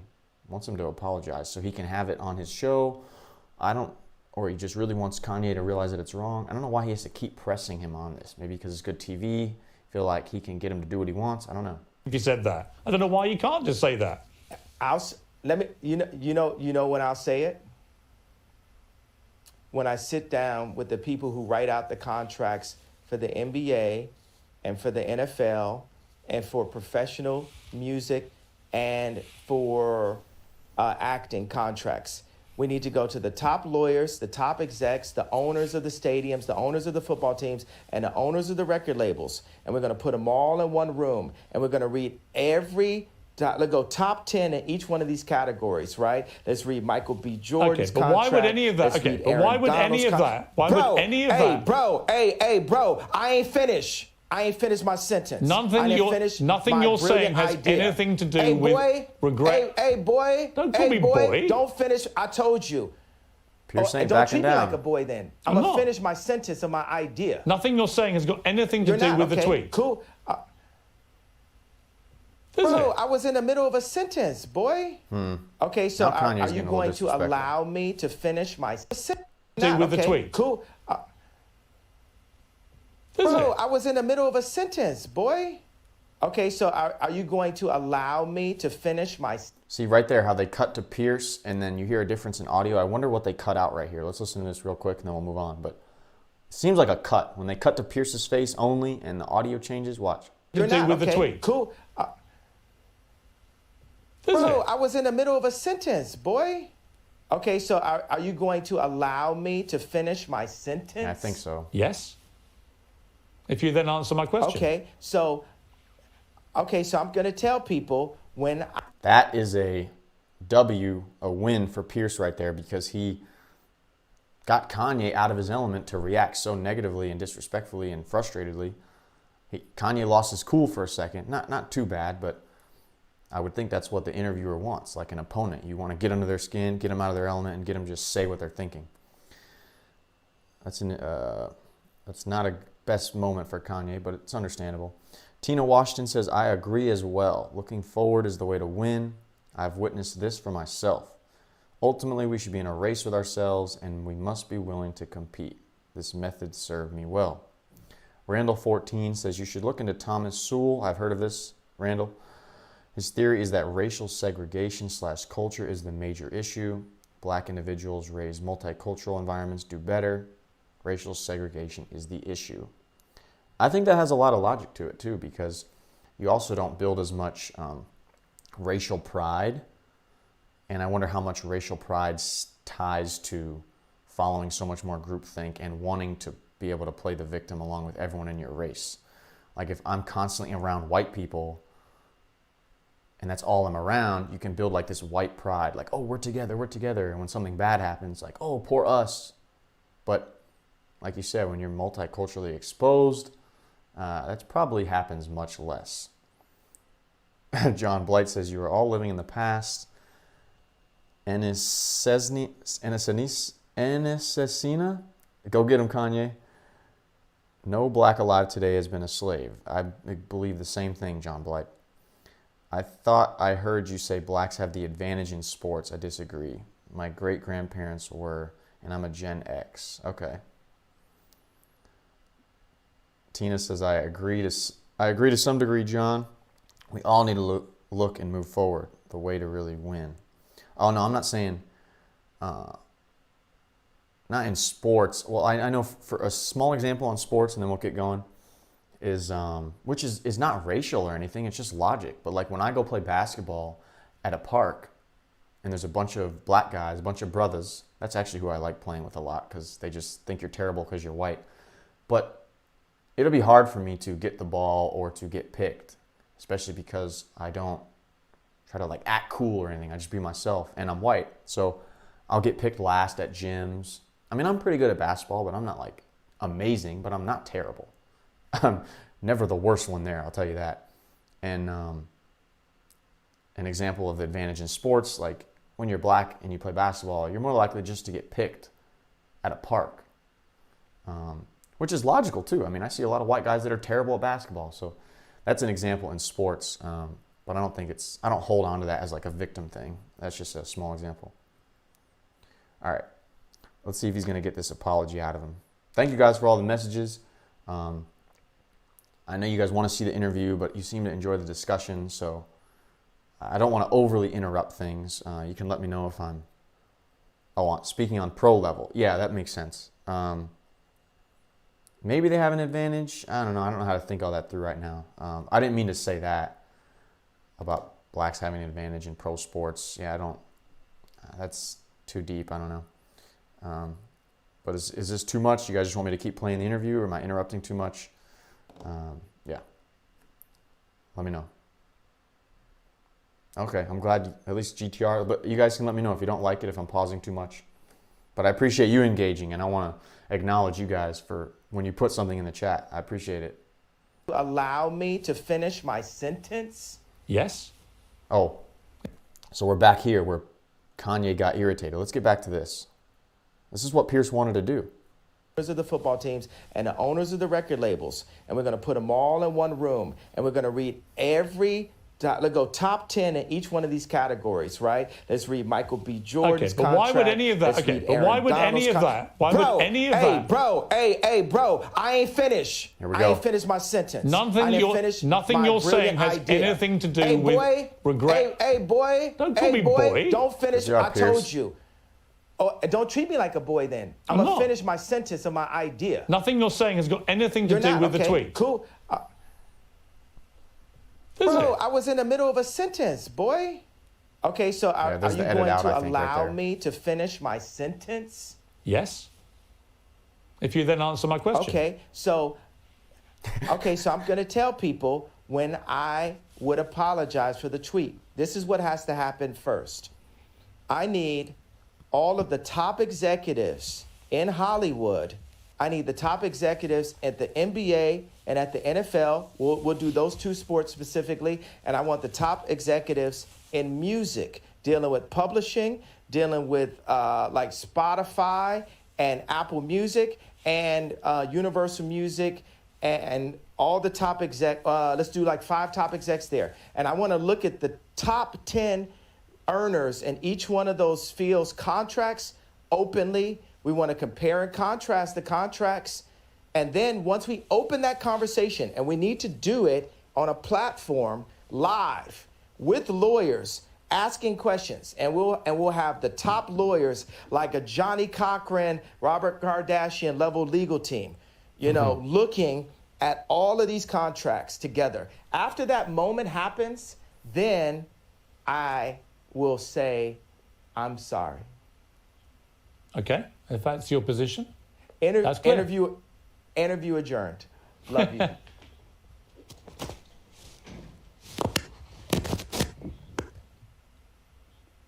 Okay, that's the end of the interview.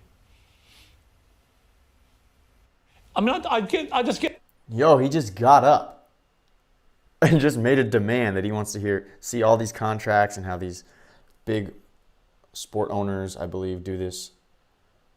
Yo. Oh my God. He just walked out. I did not expect that. Oh my God. Interview adjourned. Love you. Let's go back. That's your. Will say, I'm sorry. Okay, if that's your position. Kardashian level legal team, looking at all of these contracts together. After that moment happens, then I will say, I'm sorry. Okay, if that's your position. That's clear.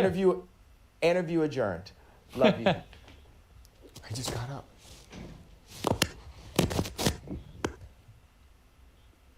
Okay, that's the end of the interview. That's it. I mean, I just get the feeling. So he came back. Let's just keep track of some things, and I'll get to some chats. Piers has been pressing him on apologizing. At first, he was like, no. Then he started to reflect and realized maybe I should have worded it better. And he referenced back to what his dad said to him, Kanye's dad. Now he just specified that these terms and conditions he wants before he apologizes. And now he just left the interview. Okay, so you guys are liking that I'm responding. I appreciate that. And you can be honest if you don't. Randall14 says there is an advantage to being black, positive discrimination, but you have to fit into the culture. That is true. Harder for someone raised in a low-income black area. People usually stick with what they're used to. Yeah, that's actually true. I found that hard with when I coached kids with basketball. Most of them were black. And I'll still work out with them and hang out with them when I'm home. They're just cool and you have a great connection with them. I do. But I see how in their environments, some of them being mischievous, just like all kids, but doing certain just like degrading things like sagging their pants. They try to talk like in a hood way versus when I get them by myself, they just talk normal. It's because of the culture and it's cool. And I see what you mean. Like it is harder to pull them out of that when it's not, especially when certain aspects and characteristics aren't truly them. They still just do it because that's what everyone around them does. I've experienced that. Ye got triggered big time, says CC007. Facts. Mad Cal Mark says, cheers, Sean. 1:25 a.m. here in Melbourne, Australia. Gonna try to sleep soon. Thanks for the interview. You're welcome. The Messenger 215 says, not hard to figure out. It's probably 1.5 ownership. Not sure what I think he's talking about sports. Morgan is a bully. I think he's pretty good at just pressing yay on what he needs to press him on sometimes. Want to be black so bad. It's understandable. I don't know if you're talking about me or what. This is good. I will have to come back and watch it later. AZMD Gaming. Yeah, this video will be on the channel, and I'll also link the original interview down below if you don't want to have my interruptions. And I'm going to post some clips too. Morgan bullies everyone he has to talk to. That is true. He interrupts a lot of people, but I think he's doing a pretty good job of respecting Ye, being quiet, letting him finish, but he's also pressing him when he needs to. I think he's handling this interview much better than the Andrew Tate interview so far. Tina Washington. I see Ye's frustration. It's hard to watch. It is so easy to focus on and be distracted by his reactions, meanwhile opening the door to ignore the subject and the point he attempts to make. That's very true. I just know when you're in a position like him, you're under such a microscope and you can't allow yourself to be triggered. That's what I learned when I worked with the Officer Tatum. He would go on interviews and people would try to press him on stuff. And you just had to be real measured, and so you don't create you don't put a stumbling block, the Bible calls it. If I get super emotional and you can associate someone being super emotional with not logical, then that's a stumbling block or a little obstacle you have to get over in your mind to listen to what I'm saying. So, yeah, I just hope Kanye can not get frustrated and stay clear-minded. But it's not easy. You know, we're all human. Piers is a professional at this. CC007 says, Morgan likes to push buttons in his interviews. He got the reaction he wanted. So true. From you, that you're obviously a complex character, brilliant in many ways, fascinating, like I say, compelling. So, you have a context. Kanye just came back. Yeah. I need to go to the bathroom. Kanye took a break by walking out of the interview, so I'm going to take a break real quick. I'll be right back. Y'all can stay. Y'all can go. I'll just play it back for you guys for a little bit so you can hear this. I'll be right back.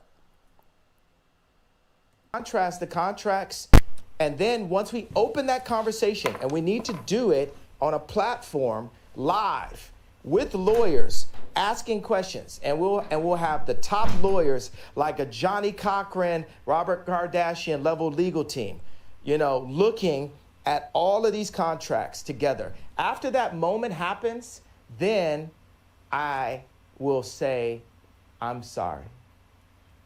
Okay, if that's your position. Interview adjourned. Love you.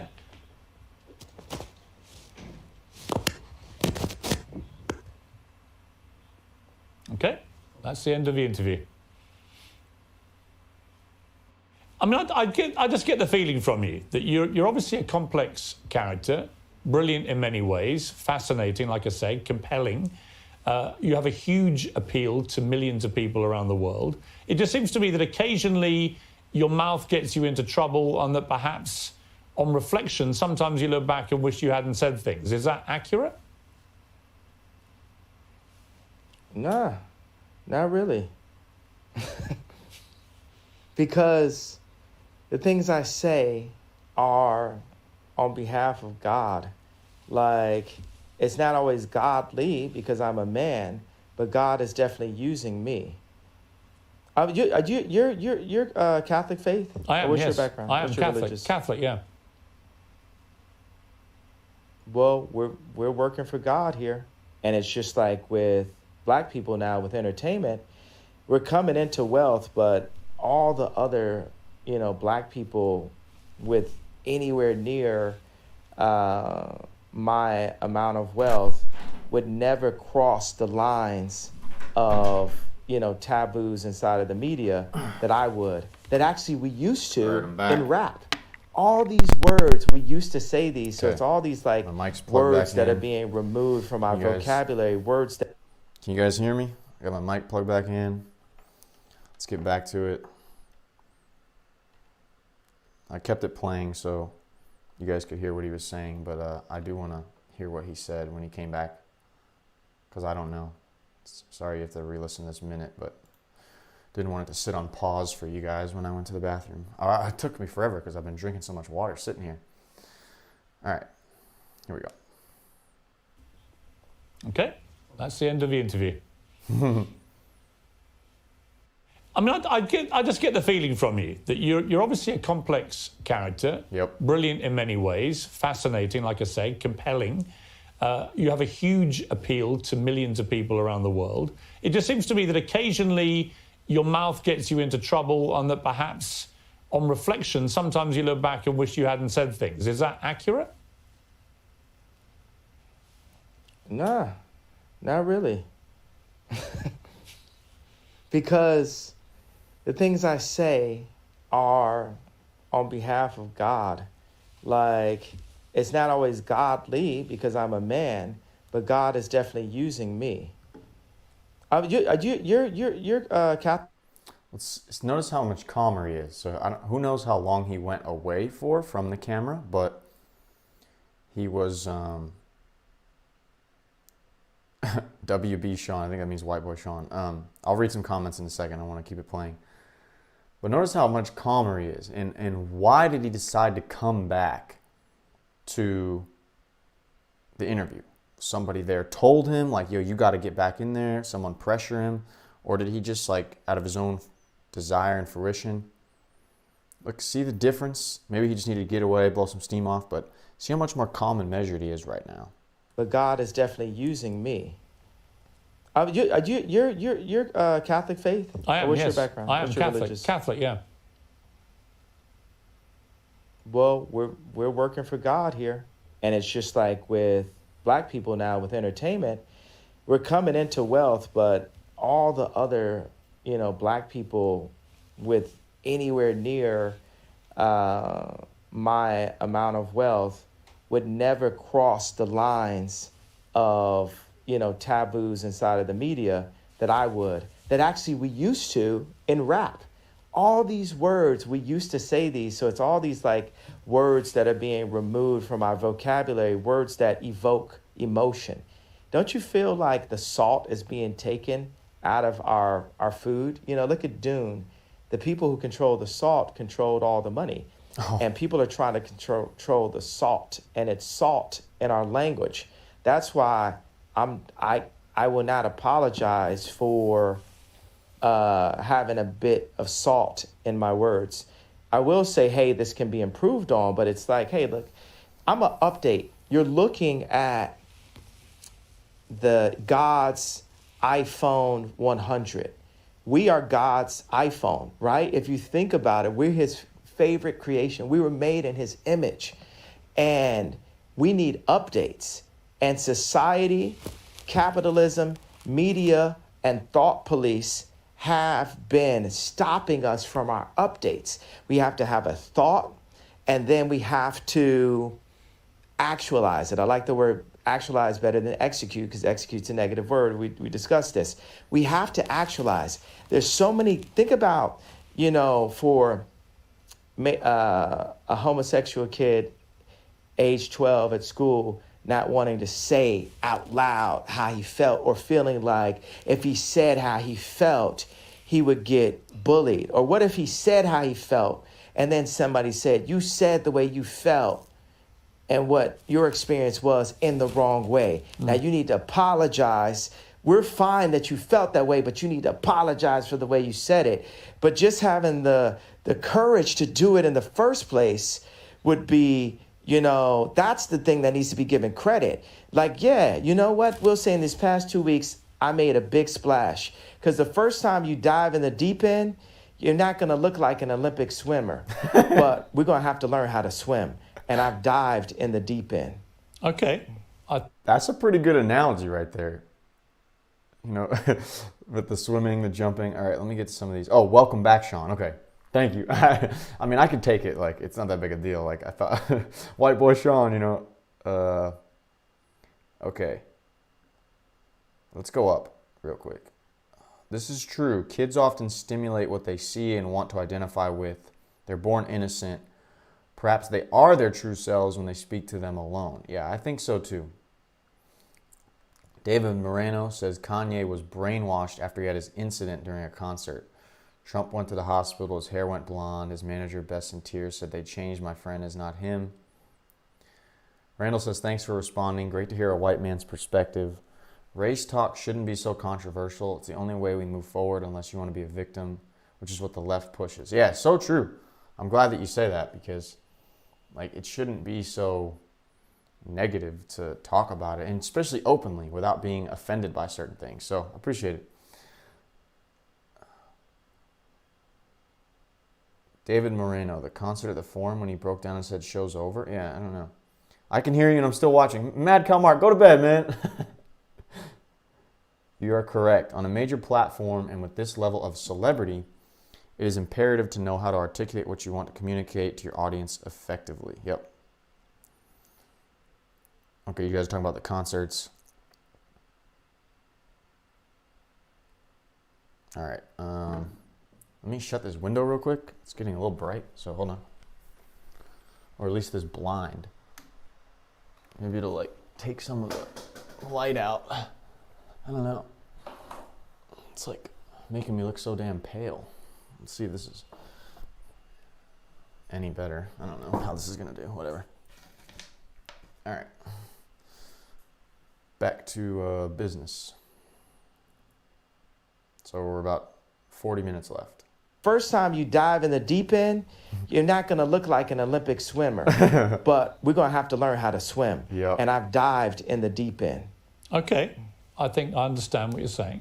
Let me ask you about your family. Yeah, lots of speculation, of course, constantly. If you understand what I'm saying, could you translate what I'm saying? Yes. I want you to translate what I said. I know what... And then let's move on to the next question. Okay. Let me attempt to translate. What did I mean by that? I think what she meant was that you are not afraid to ruffle feathers. You're not afraid to cause trouble where you feel it's justified. You're not afraid to call people out who you think deserve to be called out.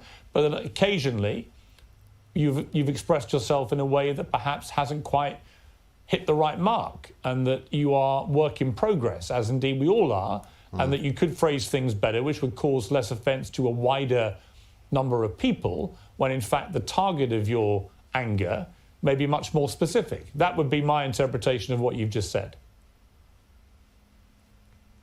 Do you think that we can move forward as a civilization without there being any offense? Because one person's truth can be the other person's lie.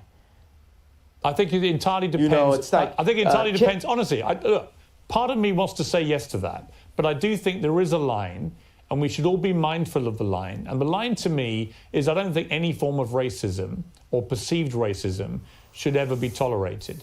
I don't think that is free speech. It's just hate speech. And I think one of the problems with what you said about the Jewish people was the more generic way that you phrased that sentence. People didn't understand you were talking about specific business people you'd had a problem with. They thought you genuinely meant you were going DEFCON 3 on all Jewish people. And they took that to be a blatant form of anti-Semitism. I think you've explained in this interview that was not your intention at all, which is good. But I think if you're asking me to interpret what you've just said yourself, that would be my interpretation. That, you know, you're work in progress, and sometimes you say stuff I didn't just which explain. doesn't quite get over what you're really meaning. But what I really mean is, I don't want it to be settled. I don't want to be forgiven by Jewish people until we get to what the problem really is. I don't want, like Elon, he got on Twitter, he said, I talked to Ye, he took it to heart. And I liked my boy standing up for me, but I was like, the fight isn't done though. Everybody, white media, left media, they just want to squash the fight. They want to keep the pain of George Floyd going, right? Yes. But they don't want the pain of our representatives. What did Elon Musk say to you about the tweet, media. out of interest? He's pissed because he got interrupted. It's vague to me right now. I don't want to misquote him. What was the general? It's vague to me. What was the general point of what he was saying? This is interesting right here. We'd all want to know this. It's vague to me. It's truly vague to me. I'm an honest person. I tell you what it was. What I keep on saying, it's just always about this tweet. It's so much more. If you look back at this interview, and it's like a direction arrow. It's more in the direction of fixing the statement than fixing the problem. I think both and things, that's my problem. I understand, but I would say to that I think they're two different things, and you can fix both actually. And I accept that part of what you were trying to do and the point you were trying to make, I completely understand it because you've explained it in more detail. On Elon Musk, there is a suggestion that when he gets control of Twitter, which seems likely now, that he will bring you back, he'll bring Donald Trump back. Do you think that would be right? Hell yeah. It'll be lit. Do you think it's wrong that you and Trump have been banned from these platforms? Yes. Absolutely. I was talking to Trump a couple of days ago, and he was like, I'm not going to do his voice, right? But he was saying, I had 277 million followers, and the next day I had nothing. And that related to, Mark Zuckerberg, Meta. Mark Zuckerberg thinks he is the government. Yes. These tech companies feel they're more powerful than the U.S. government to the point of actually kicking the actual president of the United States off of an American social media platform. This is the world we live in. That was wild. And I would say, I agree with you, and I'll tell you why. See what Piers says. I think it's completely inconsistent that companies like Facebook and Twitter allow people like the Ayatollah of Iran, for example, to remain on the platform, or Taliban people to be on the platform, but they don't allow an American president. That seems to me completely ludicrous. It does. It's ridiculous. Yes, and this is part of the 100-year plan that they have books on about. I've heard about this. China's takeover of America after losing the Industrial Revolution. Now, let's talk about business people. We won't refer to their race. And by the way, I'll tell you, as a Jew person, a person that has a lot of Jewish friends, it's not a race, it's a people. Right. GTR says, West saying that tech companies are the most powerful in the world is very, very true. They are. I mean, yeah. I think you guys know why. They control and have power over what information we see, and because we utilize YouTube, we utilize Facebook, we utilize Google to receive information about the news, information about how to do things, information about what is right and wrong. Yeah. Okay, it looks like my camera battery is about to die, so let me change batteries really quick. Sorry about this, guys. First live stream I've ever done, so give me a second.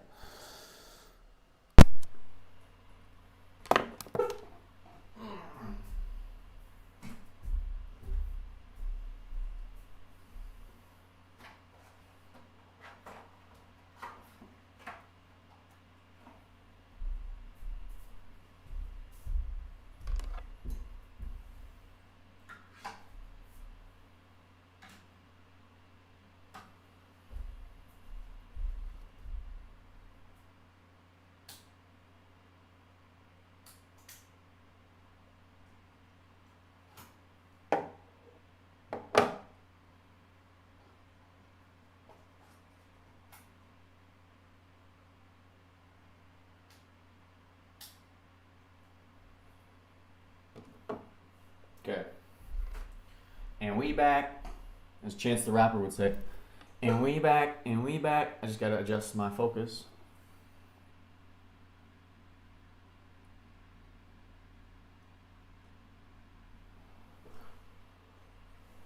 And we back, and we back, and we back. Yeah, give it a second. See if it's right. Okay, I need to just All right. Thanks, guys, for waiting. 42 of you are waiting. That's amazing. Thank you. Need to go back a little bit. Okay. I think Shawnee Boy is all set. Yeah, okay.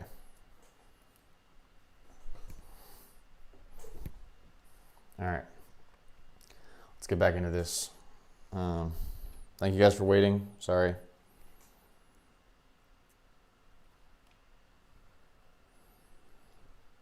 I do have, okay, can you guys hear me? Yeah.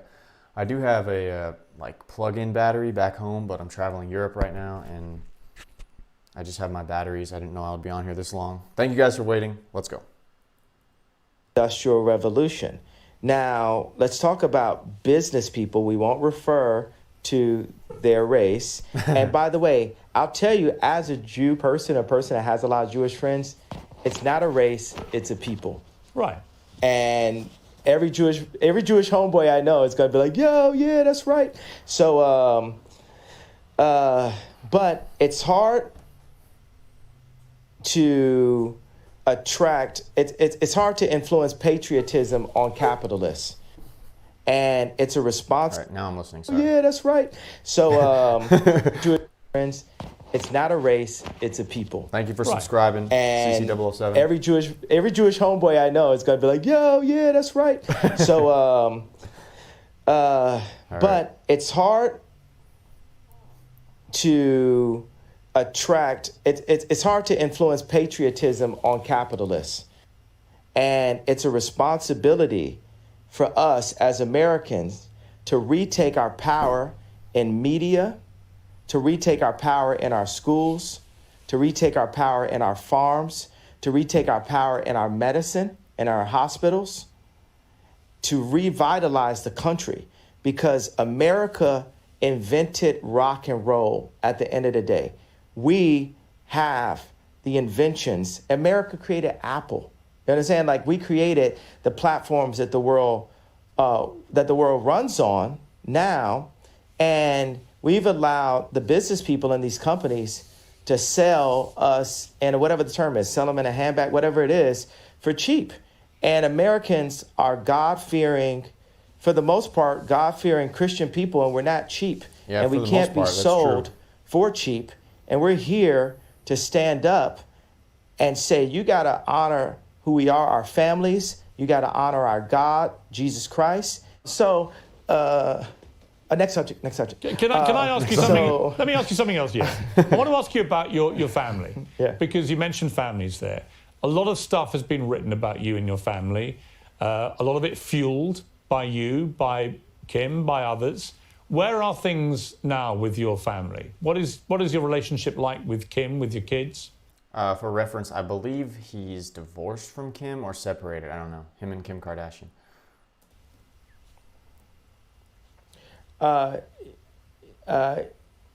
Kim has Zionist media handlers surrounding her, all in and out her Hulu TV show, all in and out her family, all in and out the house that I created for my family.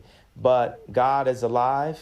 The devil is a defeated foe, and Kim is a Christian woman. And she's not here just to have content up on adult channels. She's not here just to have that last Interview magazine cover. If you look at the two Interview magazine covers, look. First of all, in my opinion, you guys can tell me what you think. Kim does not strike me as a Christian woman. They seem to be involved in a lot of dark stuff as a family. Just even the family history with the Kardashian dad, the lawyer with O.J. Simpson, but even stuff that they promote and people they're around that they promote. And to be so high up in Hollywood, they got to be involved in some dark stuff. And so to put out this statement about her being a Christian woman, that one I don't really believe. But is a defeated foe, and Kim is a Christian woman. And she's not here just to have content up on adult channels. She's not here just to have that last Interview magazine cover. If you look at the two Interview magazine covers, look at the one when I was there and look at the one when I'm not there. And that's the reason why this Tuskegee experiment of such that's happened to the black. Yeah, I think I was just being a little, GTR says, Kim doesn't strike me as a Christian woman. Yeah, I was just trying to be nice right there, but she does not.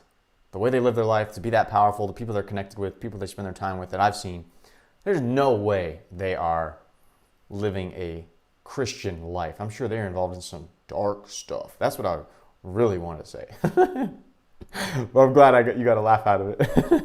That's the reason why this Tuskegee experiment of such that's happened to the black community, where they took the fathers out of the home and the leaders out of the community and have torn apart the community. Now they've seen that's worked, and they're doing that to America. They're attempting, they're trying. I mean, that interview, the interview magazine cover you're talking about, I think, is the one where she was basically semi-naked in front of the American flag. And I thought that was pretty distasteful, actually.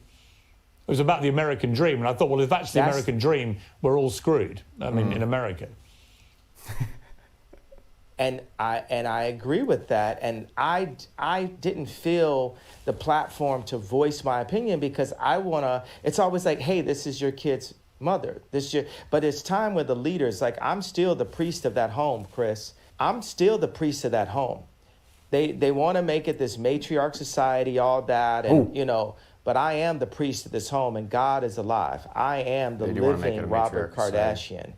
And I'm going to stand up for what God would want as a Christian. And then people say as a Christian, oh, you're not supposed to curse. You're not supposed to have righteous indignation.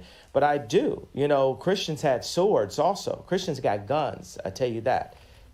Righteous indignation. Jesus Christ. I don't know what book of the Bible it's in. I should know.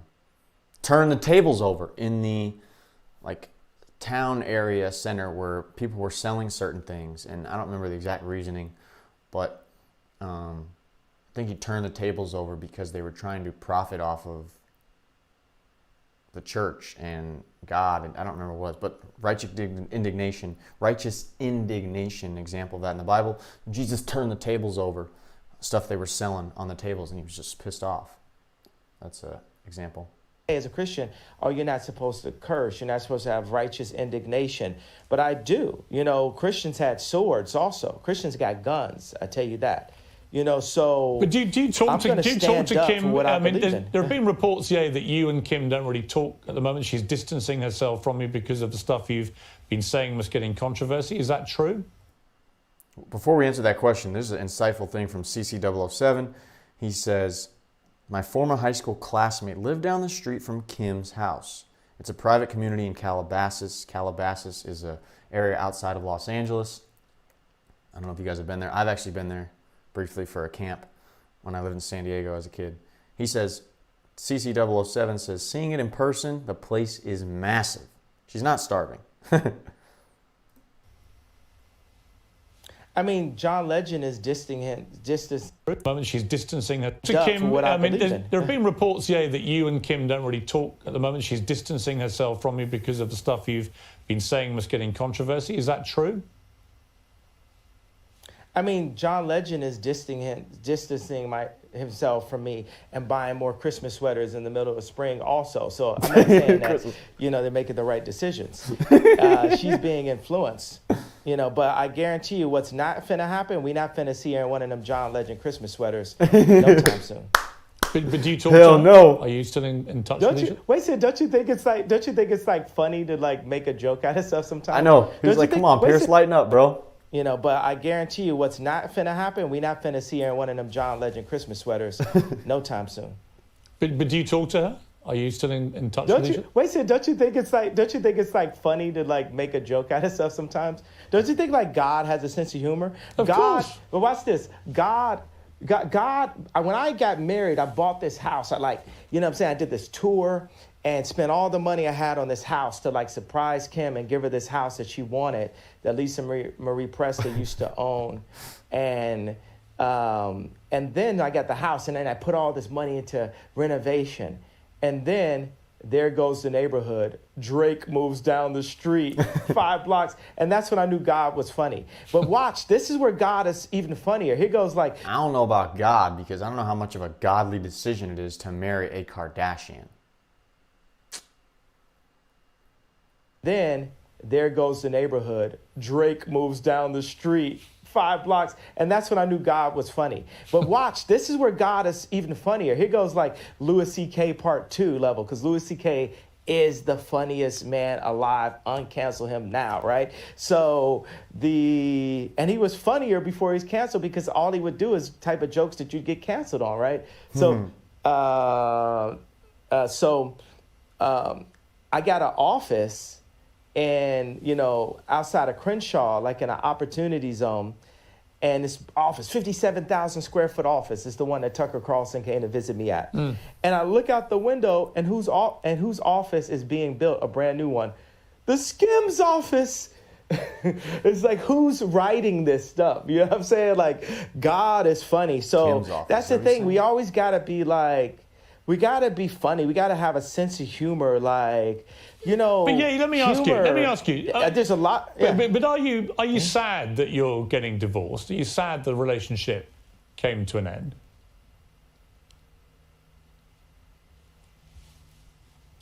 That happened 2 years. We got the divorce 2 years. Yeah. Yeah. We're Are you actually? We've been got divorced. What are you talking?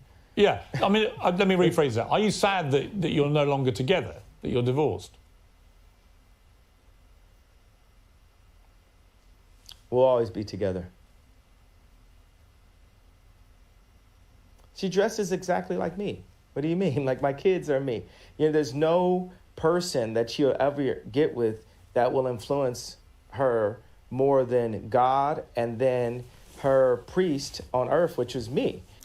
Now that's a little that's way outlandish. Say that you're this priest because there's a lot of things Kanye says is just not godly, not logical too. And the Bible's logical. But also watch how smart Piers is as an interviewer right here.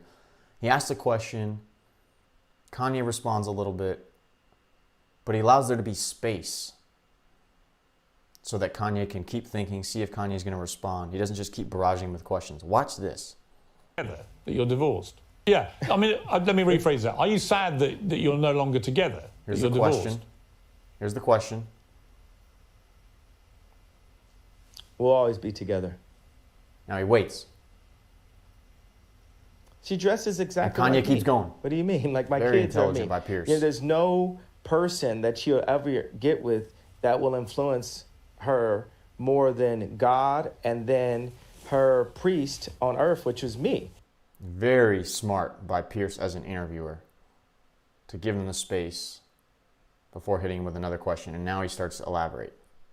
Whether it's the Skims clothing line, the designers, the architects, all those people. You got the Clintons, the left, utilizing what we built together to try to use her as an influence for the black culture and the word culture in general for the next elections.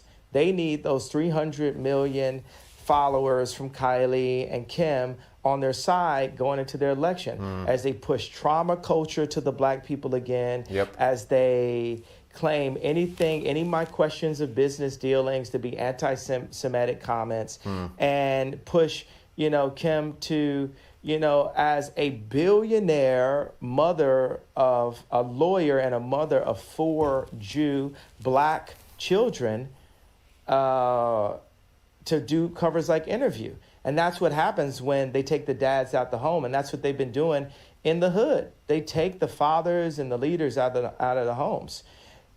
He just brought up a great point about how they want to utilize the Kardashians to promote what they want politically in order to influence votes. And then they want to tarnish Kanye's reputation.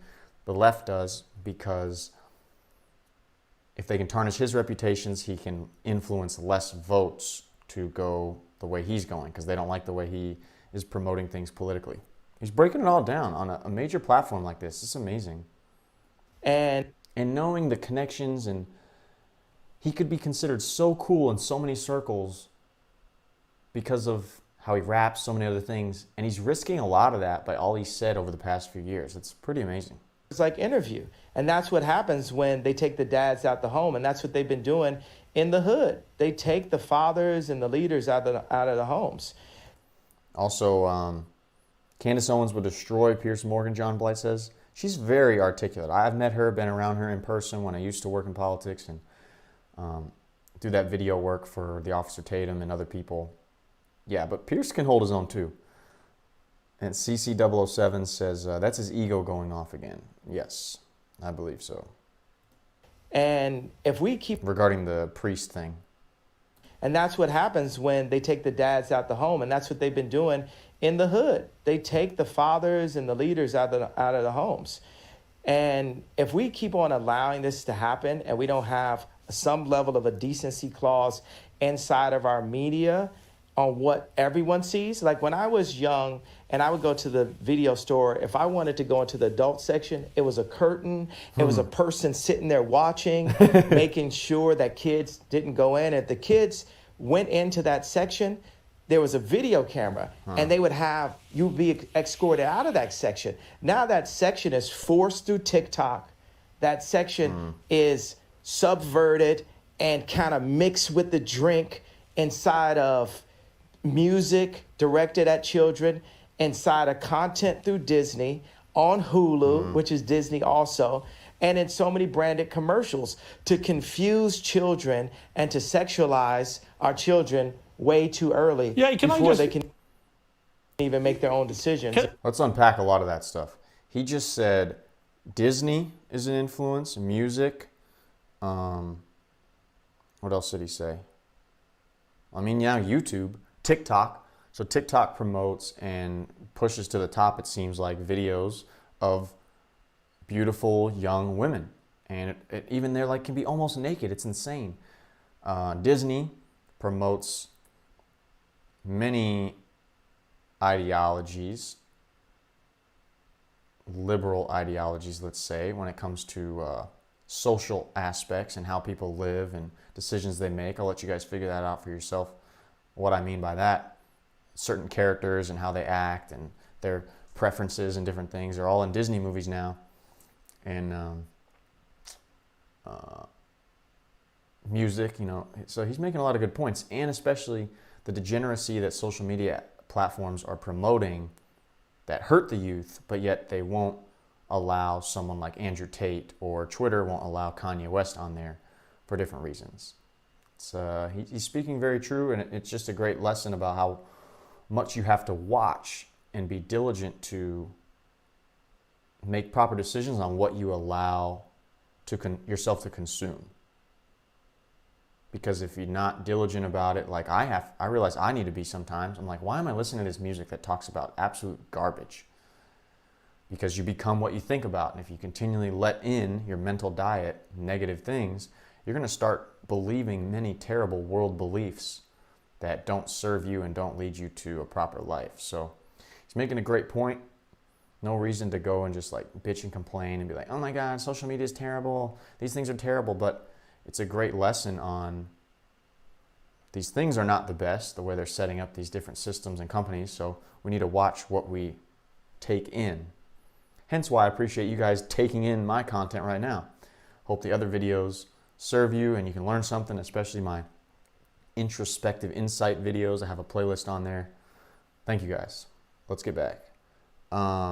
Quickly. GTR. Dude, so much facts. Subscribe. Thank you, man. Appreciate it. Appreciate it. Really. I put a lot of effort into a lot of these other videos, so thank you.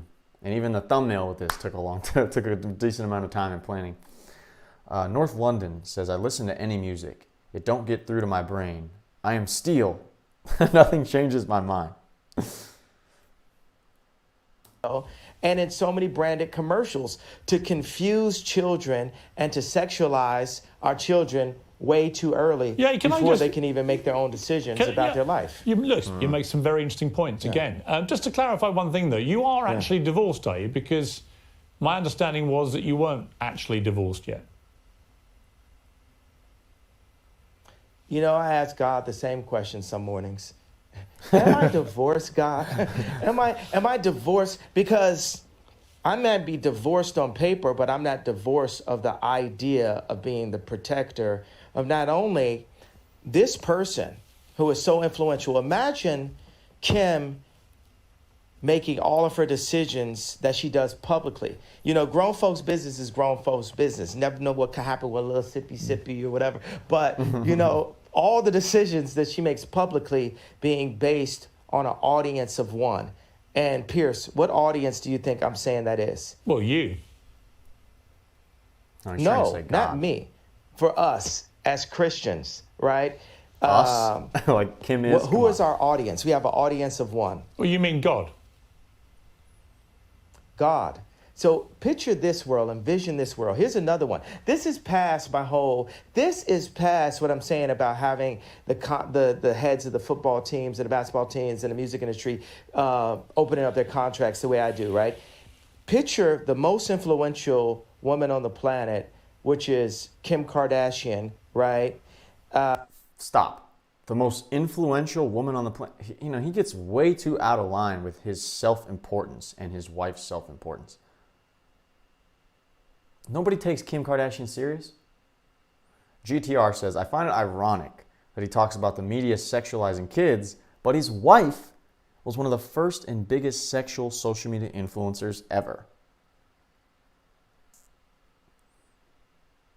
Facts.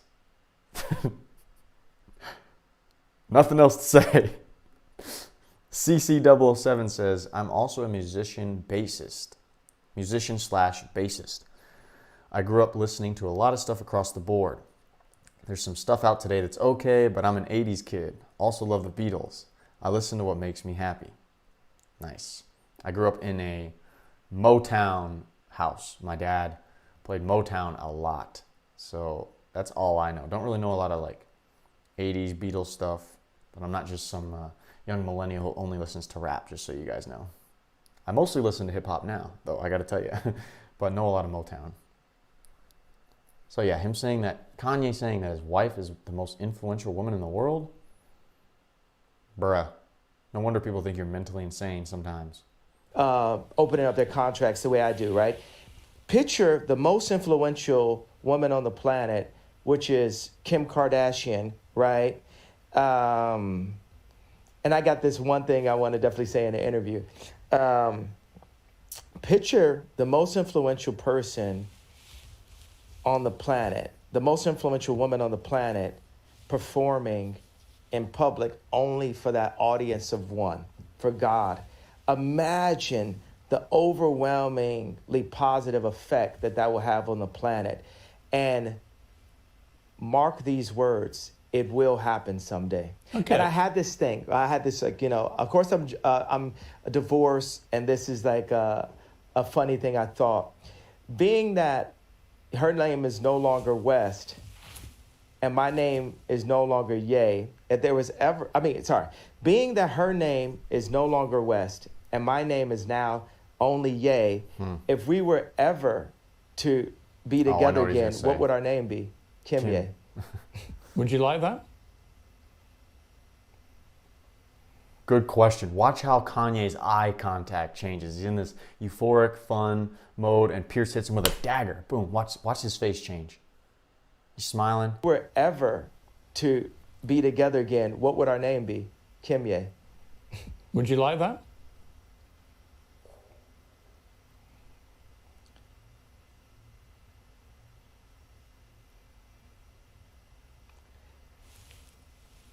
Everything is up to God.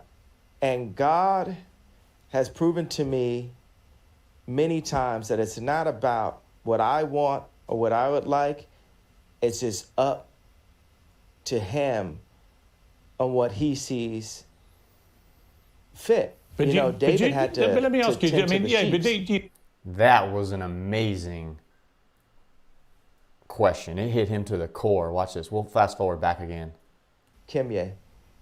Would you like that?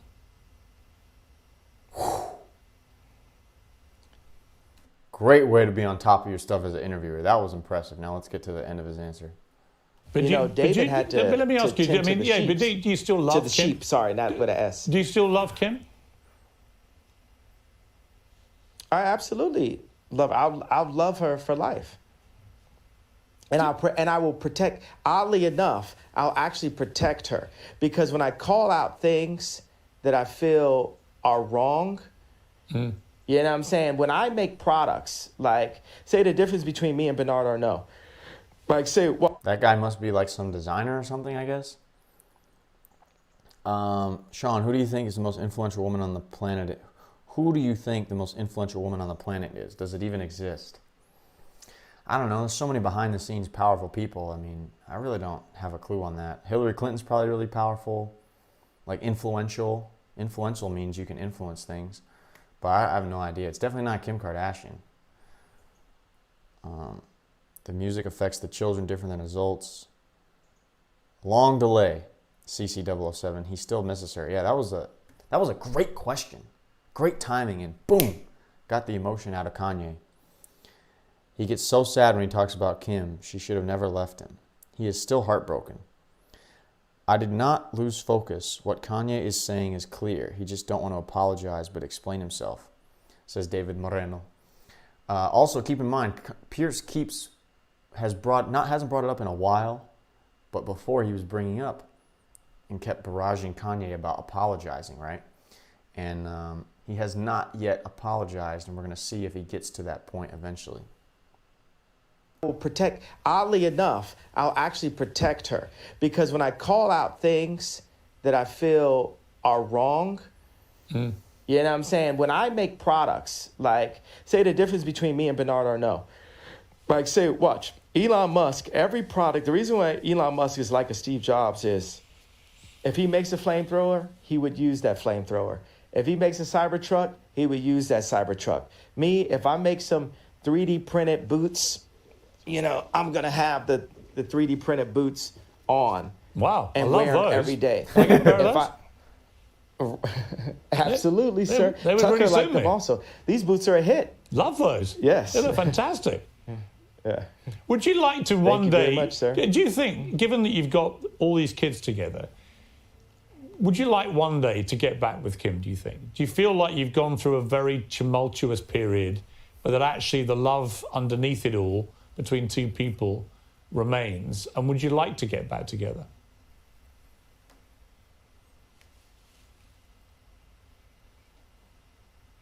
Those thirst traps still be fire. Is that Do a you yes? understand what I said? Do you understand that language I right think so. there? I think That so. language? You better explain it to me. What do you think those thirst traps still be fire means? Can you explain that to me? Well, with my Piers? rather Explain creative British what mind, those thirst traps still be fire. I would imagine it With your means that creative, brilliant British man. I would imagine it means you still fancy your ex-wife. Is that right? You know, I would prefer to not be put on this. I would prefer to not. Oh, sorry. You guys cool. I want to replay that. That was such a good line. Especially after, and remember, Piers is still in the back of his mind probably, like CC007 says, thinking about bringing it back to that apology. Mad Cow Mark. All right, good night, man. Thanks for watching. An hour later almost, he's still here. Here we go. Let's watch this. This is so cool. And would you like to get back together?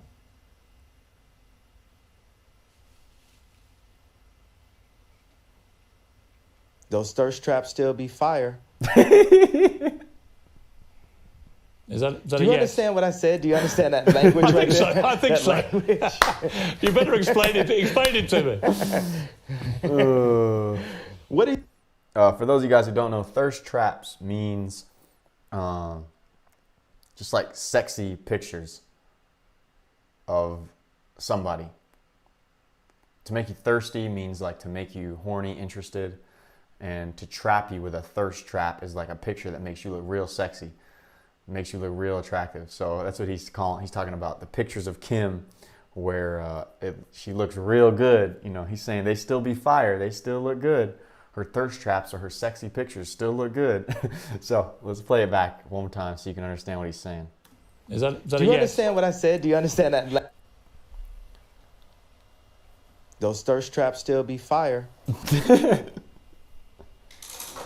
Is that Do a you yes? understand what I said? Do you understand that language I right think so. there? I think That so. language? You better explain it to me. What do you think those thirst traps still be fire means? Can you explain that to me? Well, with my Piers? rather Explain creative British what mind, those thirst traps still be fire. I would imagine it With your means that creative, brilliant British man. I would imagine it means you still fancy your ex-wife. Is that right? You know, I would prefer to not be put on this.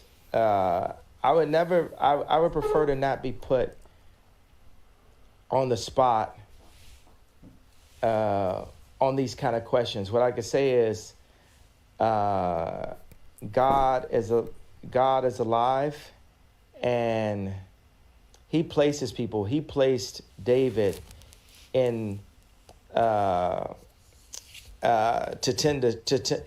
God had David tend to the sheep, knowing that one day He would prepare him to fight Goliath. Mm-hmm. So I believe that day of me fighting Goliath has been this past 2 weeks. The media is Goliath. And there would be no chance of having a civilization or a civil democracy in America without me challenging the media 2 years out from the election. Because this thing that I'm challenging may be setting myself up to one day be able to be president, or it's maybe for the other president. But regardless, we have to have some decency in America as the thought leaders in the content that we put out. But you okay? But on that point, you keep talking about the media as if somehow it's the media that's created all this furore in the last 2 weeks. But you have said other things which, in my opinion, the media couldn't ignore. You know, you suggested in your interview with Tucker Carlson that Gap, for example, the clothing wear company, had prior knowledge of the Uvalde shooting, which is obviously completely insane. Why would you say that? And then why would you be surprised if the media then react to it? They're bound to. What I'm saying is that was worded. That might have been worded in a way that the media could take in the wrong way. But I thought it was really interesting the amount of people at Gap. We had a release that was happening, and the amount of people at Gap that were rallying around this as a media moment. If they didn't know about that, where there's theories, you can't say that the theories about 9/11 are completely insane. Actually, that's just the person I am. I'm that kind of person. Well, look, you're perfectly entitled to have theories. I think most of them are completely insane. But on this specific one, on Uvalde, you even suggested that Matthew McConaughey. You even suggested that Matthew McConaughey may have. It was all a bit weird that he was speaking so early about it, when in fact he came from Uvalde and spoke very passionately after this atrocity. So I think people read these comments and are like, "What are you talking about?" No, okay, so I'm not, what I'm saying is I definitely feel there was a major media push around that to create trauma and fear culture, because the amount of people apparently he did a bunch of interviews after he did his White Lives Matter shirt, and one of them was with Tucker Carlson, which apparently was in his office space. I haven't watched that interview, but it is online on YouTube. So there was a major media push around that to create trauma and fear culture, because the amount of people, and this is not to be in any way, I care about people who have passed away and have lost loved ones. 20 kids were shot dead in a classroom. 20 children were shot dead at school. So let me explain. No one in the media is putting... And how many... any sort of trauma into that. That is the trauma. Okay, Piers, how often does that happen in my hometown? Well, the 20 kids are killed in school in one mass shooting. As far as I'm aware, it's never happened in your hometown, has it? It does. Not in one mass shooting. Are killed in Chicago. I didn't finish. Okay. Let's not do this again. Okay. We reviewed how that goes. You could talk. At least 14. I just can't believe how much he lets Kanye talk. Maybe because he just knows that it would go off the rails if he didn't. But he didn't seem to do that with Andrew Tate. CC007 says, my high school friends said, although Kim was nice when they met, there was a vibe about her that he felt wasn't 100%. Would anyone here want to date a Kardashian? Not sure I would. Too much attention. Definitely. A lot of the, oh my God, I can't even imagine. I'm only thinking about the gorgeous women I've interacted with and almost dated, and like the top ones, they're not, too much attention they get, and it's not enjoyable to be around them after a while. And I can't imagine to that level. Oh my God. Let's see if he gets to that apology, though. He still wants to get that apology out of Kanye. We have 20 minutes left in the interview. We'll see if he gets it. I'm pretty sure he does because I saw it in a different clip. I want to know how he gets to that point, though, because it's still in Pierce's mind. Chicago. I didn't finish. Okay. Let's not do this again. Okay. He's letting him talk. We reviewed how I understand. that goes. You could talk. At least 14 kids are killed in Chicago every week. Mm-hmm. And there's no media push around it. And that's my issue. When I was at Gap, there was no media push around the killings in Chicago. But I would agree. I agree with you. I completely agree. My youngest son has recently been at the University of Chicago for a year, and there were 2 students shot in that time. I completely agree that there is never enough attention given to all the slaughter from gun violence in Chicago. Completely agree with you. What I can't agree with is any suggestion by you that anyone at Gap or Matthew McConaughey or anybody else had any prior knowledge of what happened at Uvalde. Of course they didn't. What I'm saying is, I'm not saying they did, but with the amount of attention that went, understand, I was jealous, once again. You feel me? I'm jealous that so much attention went in this direction, but doesn't go into the direction of Chicago when then the same amount of people. That's what you should say. I'm not finished. Yeah, but it comes down to the way you phrase these things. Bro, hey, I just said it. Yes. Like I just said, you're not always going to say the things the right way, but at least I have the bravery to open the conversation. Your first sentence isn't your last sentence. My first rap that I told wasn't my last rap that I told. And now that's the whole point. It's said. Once it's said, accept that it was said. I am the iPhone 20, right? I'm growing. I'm a hybrid. I'm updating. Okay. I'm constantly updating, and that's what we're supposed to do. You can't drag me back because you enjoy that, right? When you bring it up, I'm saying, hey, this is what I'm saying. I felt, this. Think about this. Have you ever heard the term See, he's saying that Pierce tries to pull him back, but that's because when Pierce initially brings up something he said, it seems like Kanye doesn't immediately recognize, like, yeah, that wasn't the best to say that. At least about the Uvalde thing. He seemed like he was refuting it, defending it, and now as Piers breaks down the illogic behind it, he's like, oh, you're trying to pull me back to that previous thing. Well, no, I'm just giving you a chance. Yeah, I'm calling you out on it, and I'm giving you a chance to explain yourself. And I don't think, and when Piers does that, Kanye doesn't get honest about it. He keeps defending himself, and then eventually, in these other ones, gets to the point where he admits something wasn't the best. Oh, what's up, Veda Worship from Denver? I used to live in Denver, Littleton, actually. All right, let's see where he goes with this, because he's still trying to get this apology. Premeditated murder? Yes. I have to say, Pierce is a very good communicator with what he says. It's logical, it's to the point, he's keeping track of so many things. Pierce does a great job, I think, at communicating, at least. I felt, this. Think about this. Have you ever heard the term premeditated murder? Yes. I feel like the George Floyd was a premeditated murder. That's my feeling based off of, and we never got to that in the beginning, but that's my feeling based off of the information I saw in the documentary. You got to watch that. I think it was a premeditated murder in the sense that I agree, but not for the reason you think. I think it was premeditated in the sense that policeman didn't give a damn about George Floyd's life, stuck his knee on his neck for 8 minutes and killed him. So I know we don't agree about that. I don't want to go back over that.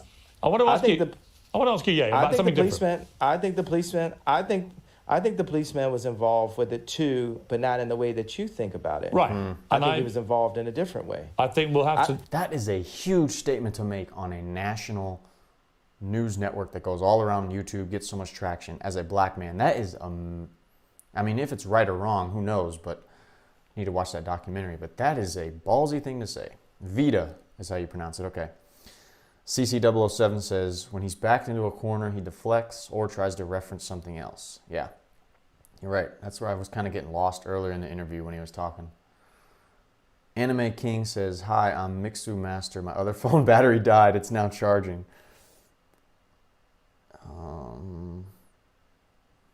Mixu Master. Oh, okay. Got you. David Moreno says he never got lost in his speech. You just don't follow. Piers does follow. Reason why he listens and stays quiet. I start thinking Piers is not a Freemason, occultist, elitist after all. Yeah, Piers is pretty smart. I don't know. I just think Kanye goes off on some of these tangents without just directly acknowledging something that he knows he should acknowledge. Because he starts defending, and multiple times I've seen so far, he defends, and then after a while he comes back and he admits that what he was defending wasn't the best or it was wrong. And I kind of get lost in like this explanation and blah, blah, blah, blah. And maybe I need to focus more, but I think sometimes he's just not making that much sense. I think he was also part of the setup. Okay, look, we're not going to agree about that, but He's been moved, and I need you to watch the documentary, Okay. and we could talk offline and then talk online again. Okay. Because what's not fair is for a white martyr like JFK to be analyzed 100 different ways, but then for a black martyr like George Floyd, for us to only accept the one way. That's like us only accepting the one way for the black vote. That's amazing that he said that, because I would imagine more black people than not to say the opposite of that. To say, oh, you can't look into George Floyd. He was black. He was hurt he was killed because of racism and all these other things. But we need to look into the JFK thing because you never know what happens. I would imagine more black people would say, you can't even think to look into the George Floyd thing because he's black. But yeah, Kanye's doing the opposite. 100 different ways, but then for a black martyr like George Floyd, for us to only accept the one way. That's like us only accepting the one way for the black vote. Like I said we have to you, the opportunity to look at it different ways. Like I said to you, you are completely entitled to challenge anything, frankly. And I'm equally entitled to come back at you and say what I think. That's what a democracy is about. Let me ask you before it's I want to ask you one thing about your... But look, no, I got... Okay. I don't want to keep going back to that same issue. The disparagement right there. Yeah. But look at the disparagement, because I still had an idea. I don't like the word point. I had an idea that you didn't embrace right there. The martyr, JFK, we analyze his death 100 different ways, right?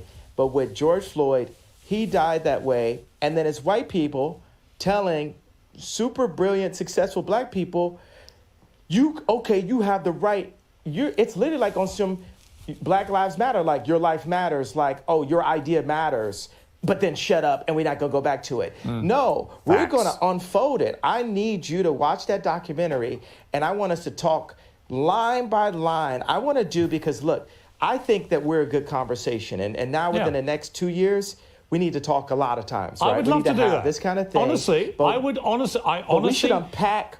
Listen, let me say to you, I've wanted to interview you for years. Yeah. I genuinely mean it when I say I think you're one of the most brilliant, talented people that I've seen in the public sphere.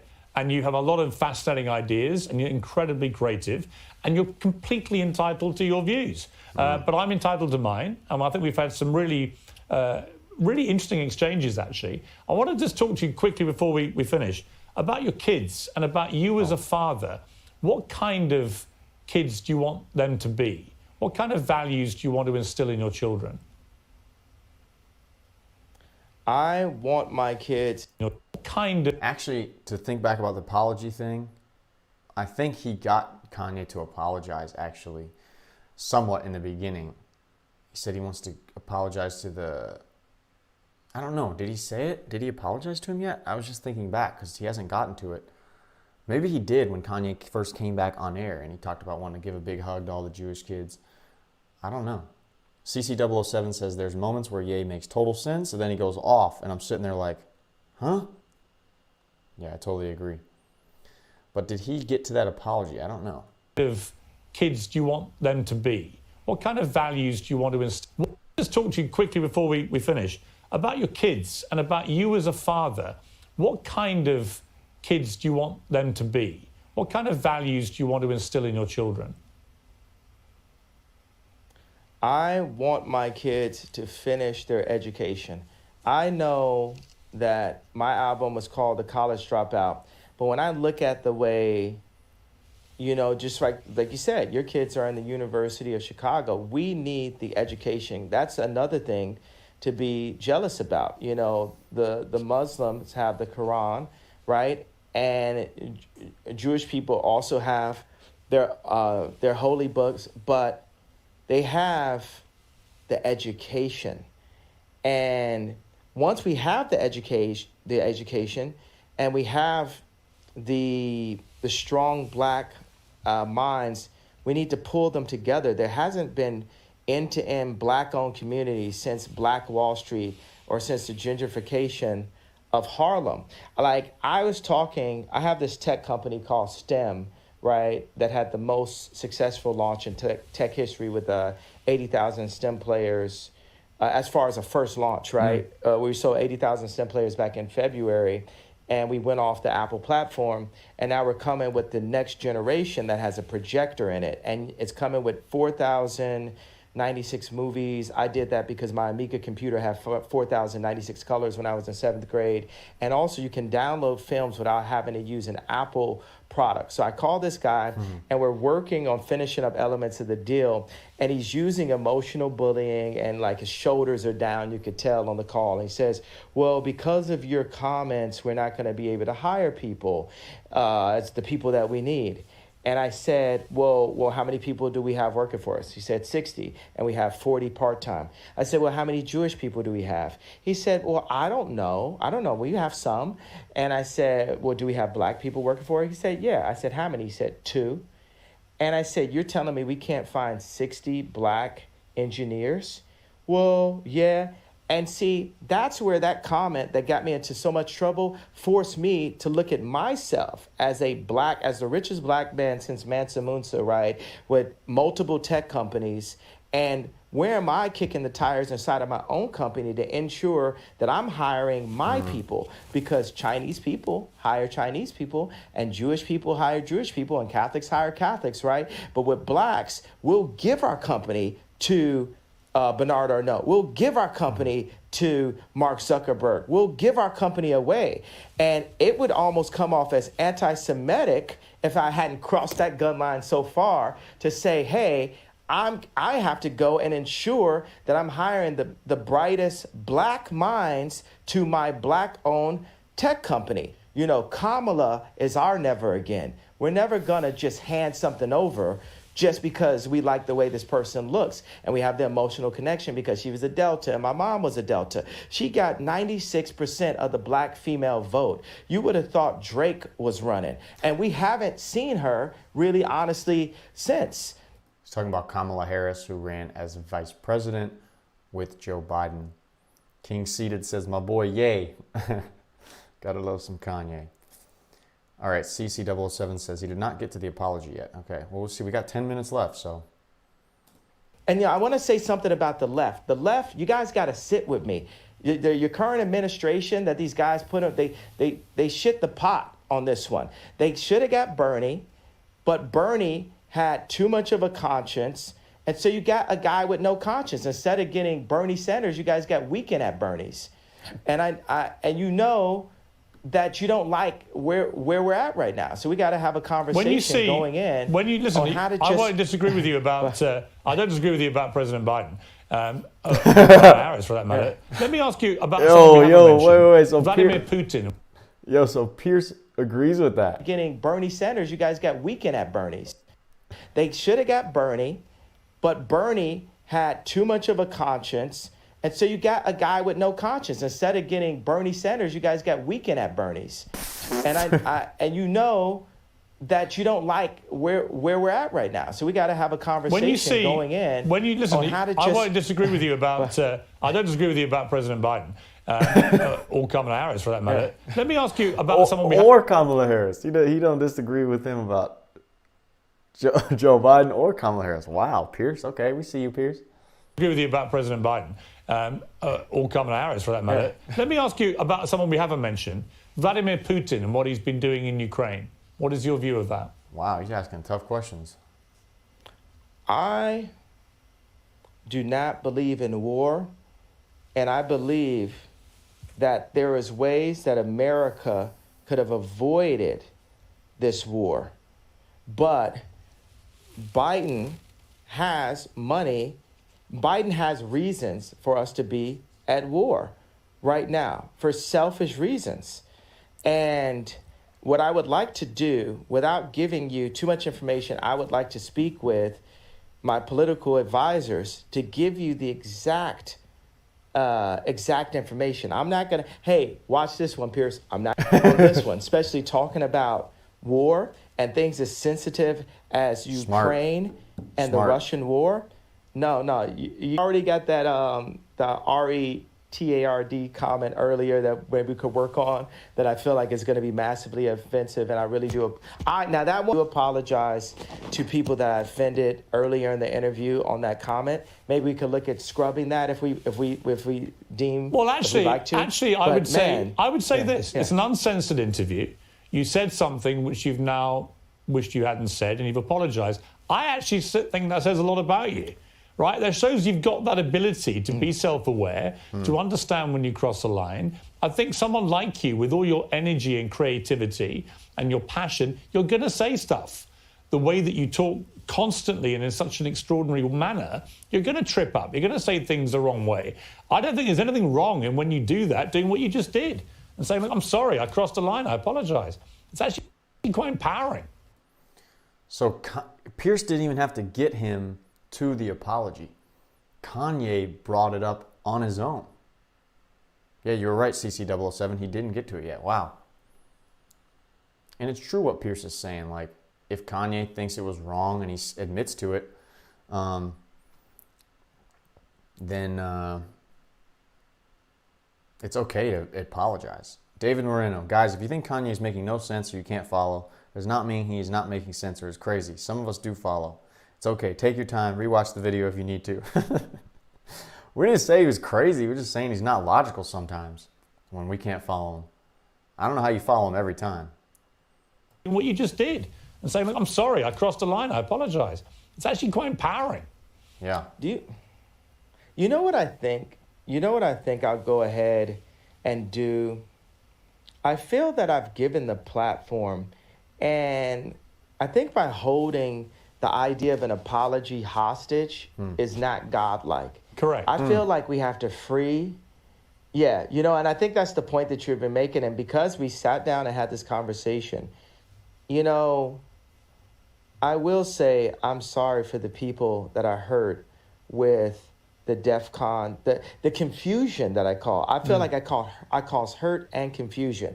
And I'm sorry for the families of the people that had nothing to do with the trauma that I had been through, and that I use my platform where you say hurt people.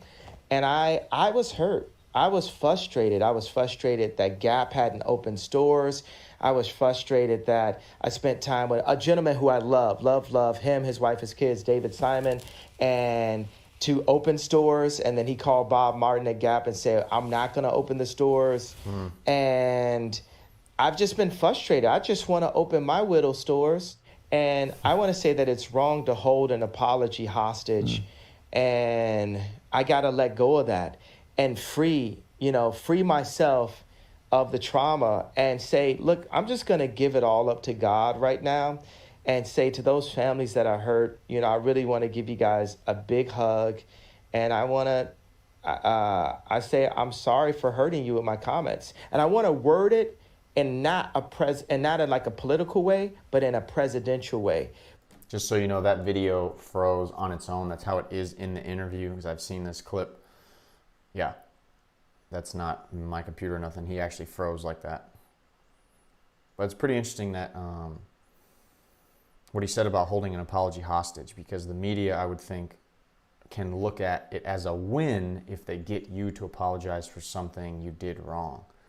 And but if you did something wrong, then It shouldn't be demonized or looked down upon to apologize for that. That's actually a godly, correct, morally proper action.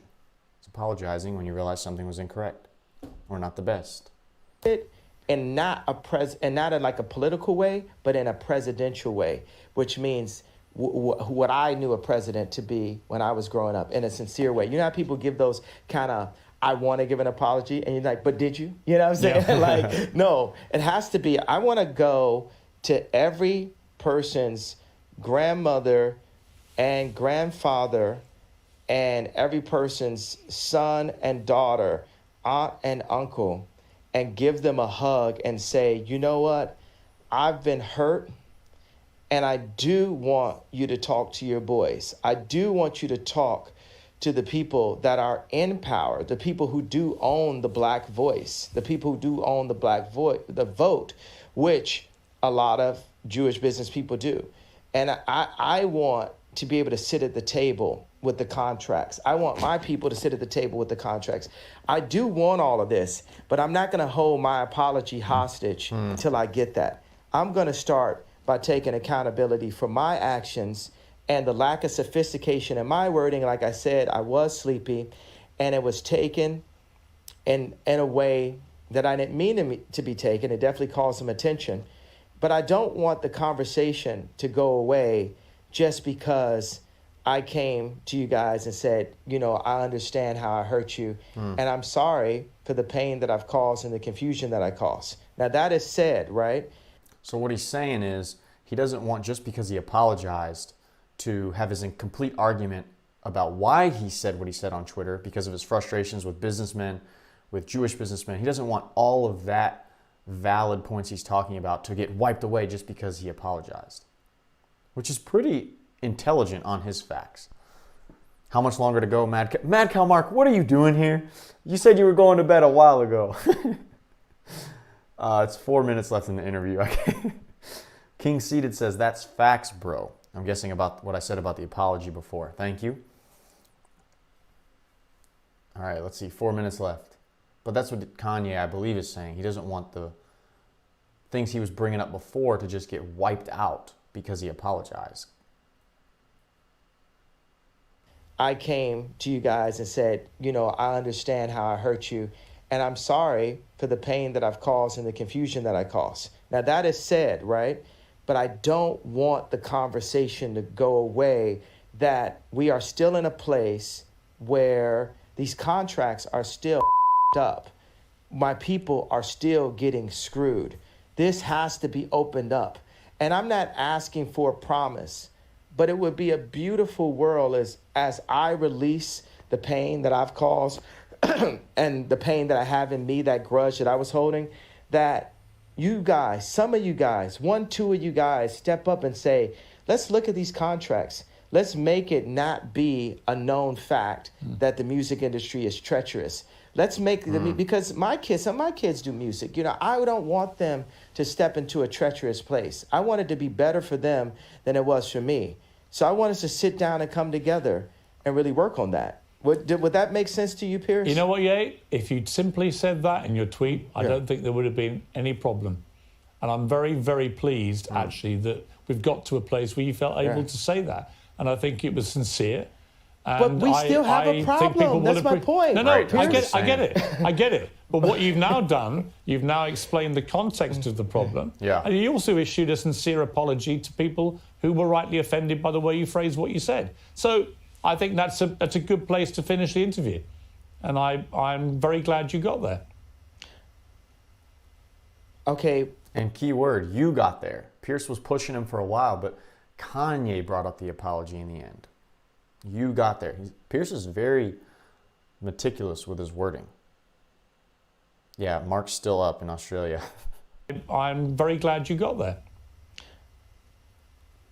Okay, but it's not finished. I understand. The idea is not finished. I understand. That there's still a problem. I understand. No one's going to be in any doubt there's a problem. And by the way, I'm sure there is. I'm sure that a lot of the contracts in the music business are rigged against people like artists like yourself. I'm sure of it. I mean, it's always been the case.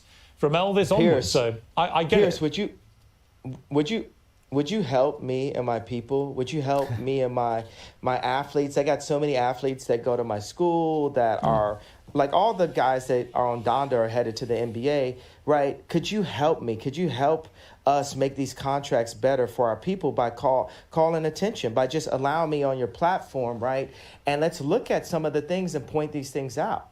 Could we work together on Absolutely that over the next happy couple of years? Very happy to do that. Yeah. Very happy to do that. I think we should talk more often. All right. It's taken a long time to get here. I've thoroughly enjoyed our conversation. It's been 2 hours. It's been free rolling. It's been occasionally challenging.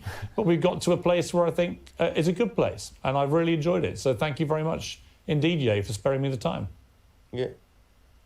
You know I'm going to feel like I lost my stone I was holding. Yeah. Yeah. But I had to give it up to God. You know what I'm saying? Because he apologized. You know, you're gonna be bragging. You're gonna be bragging at dinner tonight, like, "Yo, I talked to Ye. No one could do it. No one could do it. I did it." He knows. Look at Piers. You know, look at Piers. You're gonna be He's saying nobody could get Ye to apologize, but I did. Look at Pierce's face. bragging at dinner tonight, like, "Yo, I talked to Ye. No one could do it. No one could do it. I did it." And you know, I'm giving you this, and I'm gonna pray that you, as a fellow believer in Christ, will help me to expose all the wrong that's still currently happening to my people, specifically in the entertainment industry. Because honestly, I'm very happy. To start with. I'm very happy to hold anyone to account who is behaving improperly. Honestly. And I'm absolutely certain that entertainment business is riddled with people who try it on and exploit people, and I would be very happy to help you to expose that. But for now, I've got to leave it, Ye. We've had 2 hours. It's been remarkable. Thank you very much for your time. Peace. Wow. Wow, that was cool. That was cool. Well, that was a hell of an interview. Let's see how long we've been going. 45 people in here. Wow, we've been going for 3 hours. Oh my God. I think some of you guys have been here this whole time too. That's amazing. Yeah, my boy said peace. Yeah, let's play that back. Peace. And that's a really great point at the end that Kanye's talking about, where he that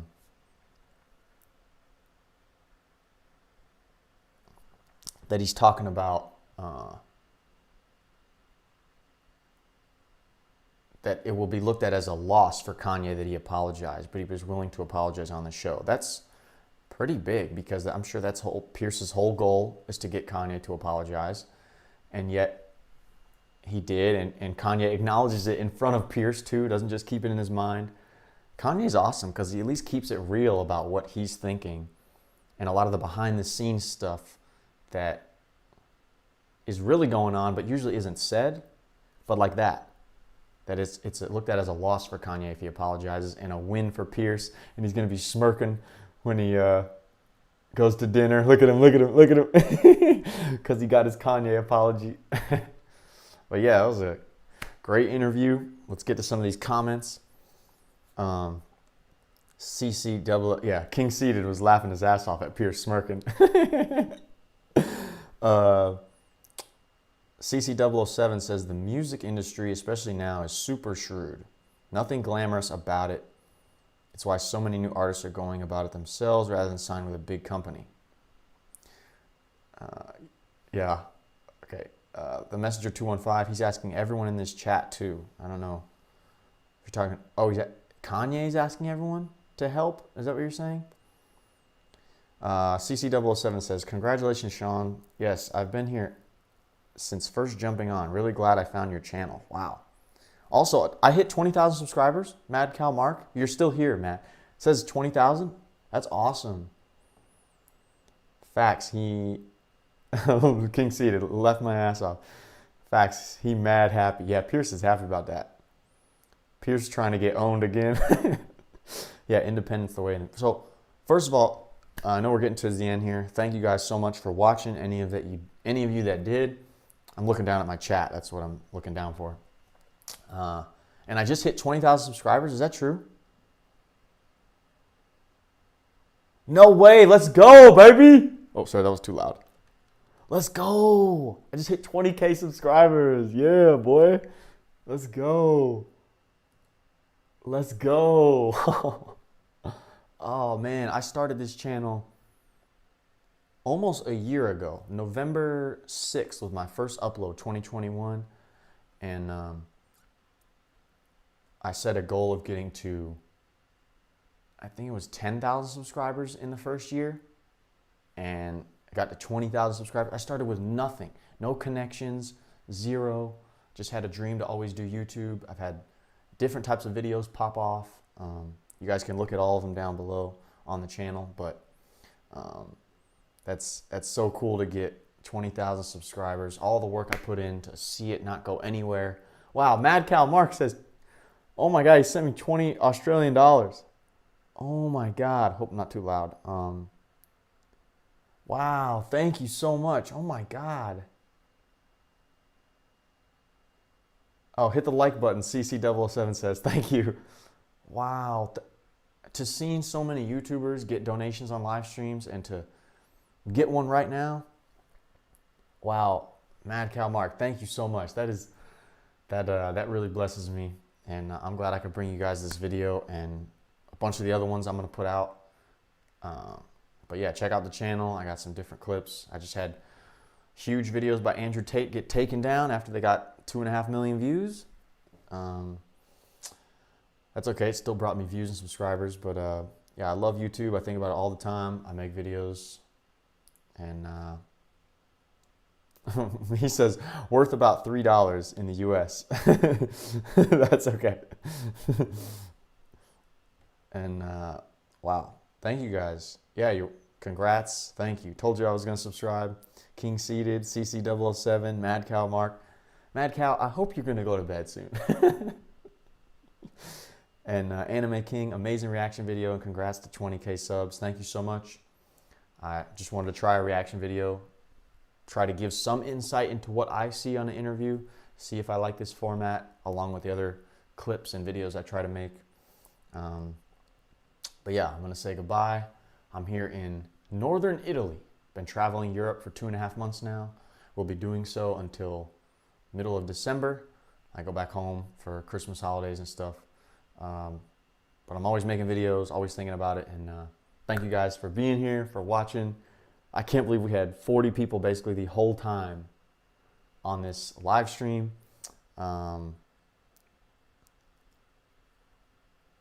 Padua, Italy. Okay, I got that taken down. I'm near Como right now.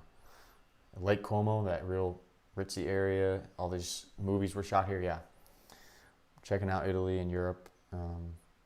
Wow, I can't believe all you guys were here for this long. That's pretty wild. Just want to say thank you, and yeah, hope you guys have a great rest of your day, or for Mark, a great rest of your night, and actually go to sleep. Yeah, thank you guys all for watching.